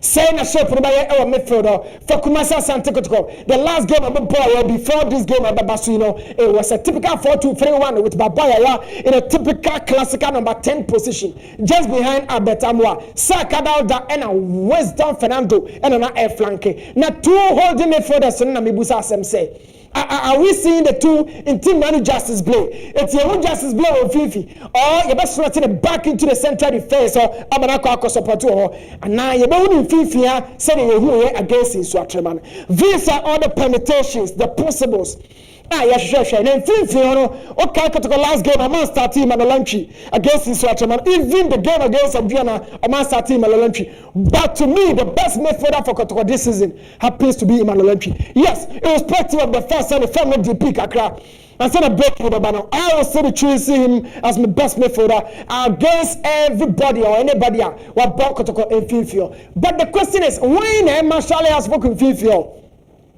Is it Seven Shankiki, Sani Mohammed? Is it Theophilus Coalition? Who's going to do that job for Hasbrook? What sort of combination are we seeing? 2-man midfield or 3-man midfield? Hasbrook attacking about a midfield because but young Kotoko attacking so we should department for department. Kotoko better one. Osho goes, he's always having fun. Or with a lot of exuberance. He demonstrated our Olympics around Osho. For Hasbrook, it's always going to be Hamza. He's introduced at the late part of the last season, but I feel here. In fact, Onona also early the team now. He happens to be one. But let's check the goal distribution of the two teams now.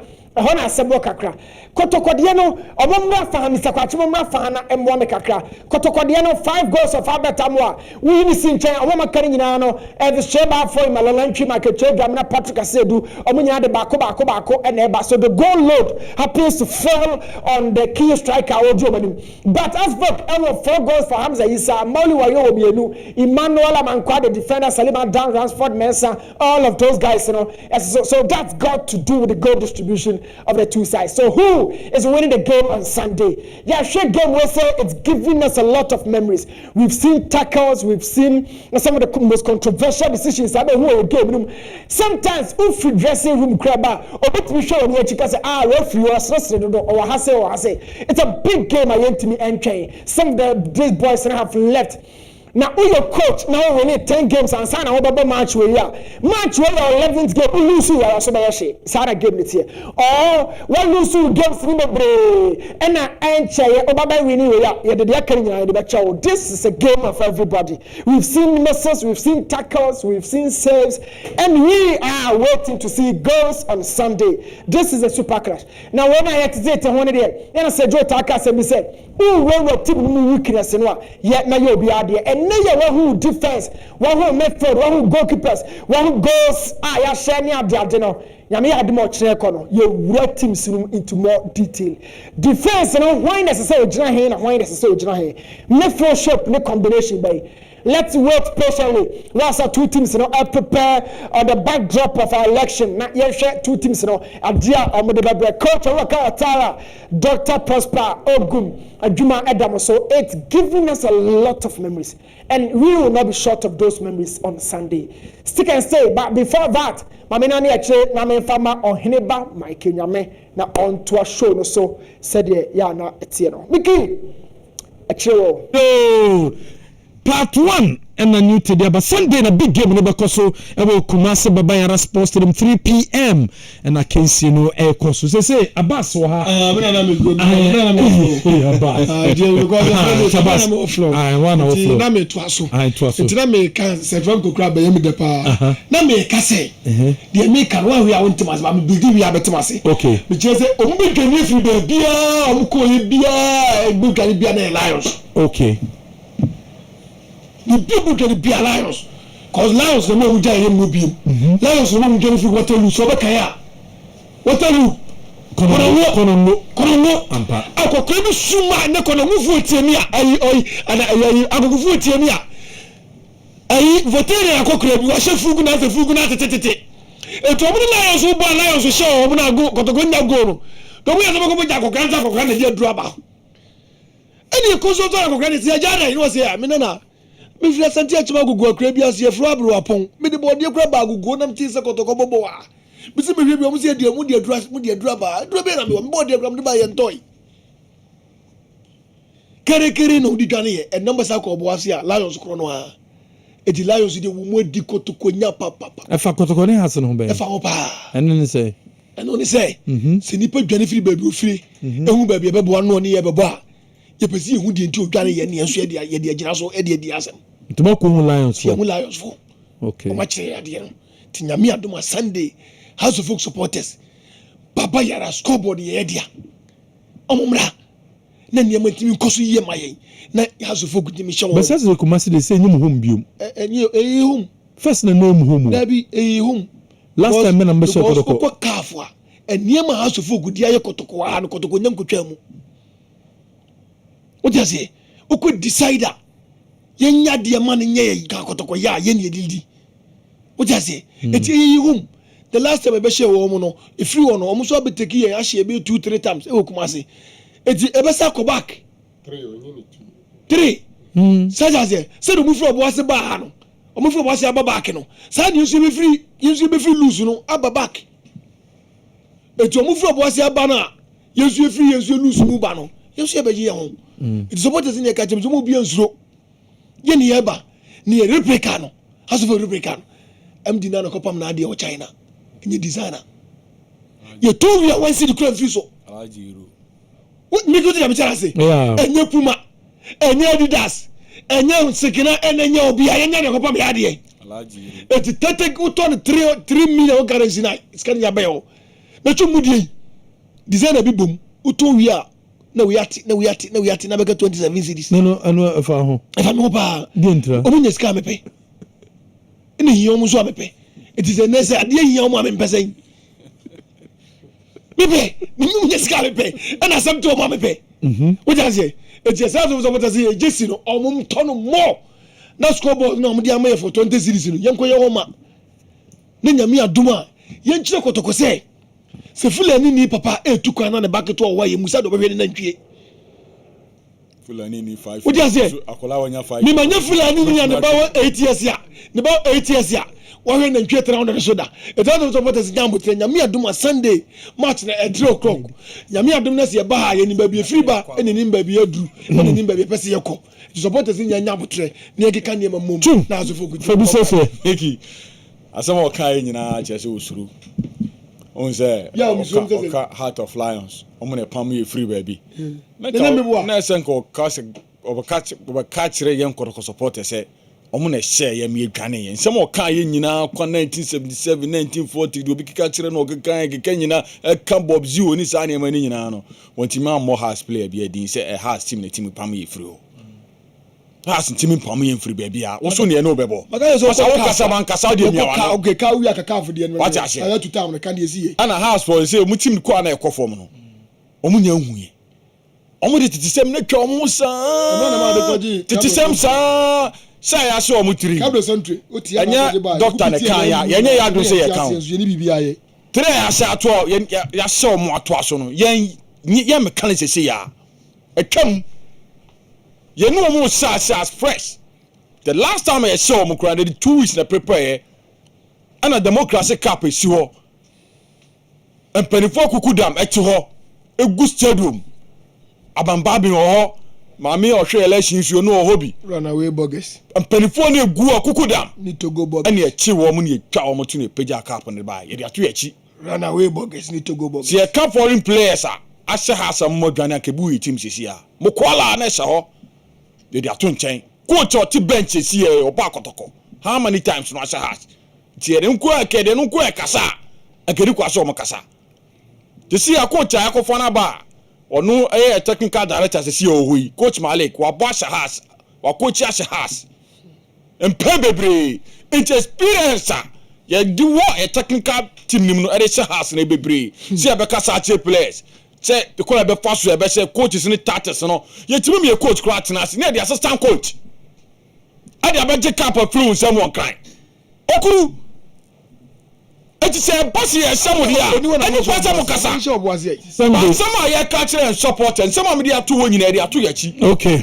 ya no mo born foforo mo bia trim nyane de si aso ma to aso tiri dabi eye boot for boot ana match we so e ball baba ya supporters ko bia kuma sa santi ko supporters and sufre management and yeso ya tena se hu so yampa because boss ne yakona supporters ni timi mba na na pen kram ti Baba Yara sports ya bio ye no baba kwatena se na dia ban the team na breast supporters eti wenye topa bi esra nyame adma Sunday mo de niam mienu na sha ye nsa se ye nye bako aye aduana ye kwose wo mo bako ye has ne de ye nyina na ye ka bom nyame adma Sunday baba Yara sports ko supporter bi am so ba team ko ba no be se because se ya se no anya alaji so ne pama ayi mate hot brand aye brand ya so wiase okay designer ba jesse so mo de man no obdomre ba nyina aye free mo de designer ba and yes supporters ne nto it's obio se hot brand bia nyame adma na oni bia nyame adma ne bia kopebito na sunday when ye to go me ni akopama pempa na sunday fabra so 77 cities no yefesia ye fa alaji hero ebona so wuko alaji hero yefesia ye call ababu station no central market on the pam jesimai enu bi na house na sha Tony quick one quick and I go fucking say bako baso ewo kunsu boating chrome na Diamond Stars and Golden Boys and Airborne okay ahead of the 24th 25th December gala na Baso na 3:30 p.m. kunsu boating chrome Diamond Stars and Golden Boys Airborne and go fucking say okay well this year no we dey wadaroma I mean say nyina we so na me na obias ni titiro menu akwabra kire Stuttgart okay the victory nya o Brekum okay West Brekum West yes one two am ya kire me no kwabra kire Stuttgart one two say two kire me no I won say sports ye ni na na ye swag Ashanti yes so afre and this abani say the next sports minister Stuttgart dey na tanachi ejira ko ya wa ya duma na che oni ball ni mo experience ni fi University of Education we go to Goni ana Sugar,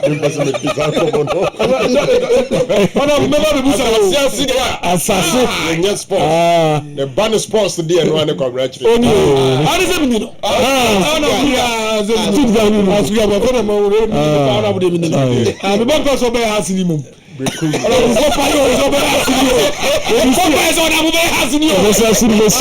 Sugar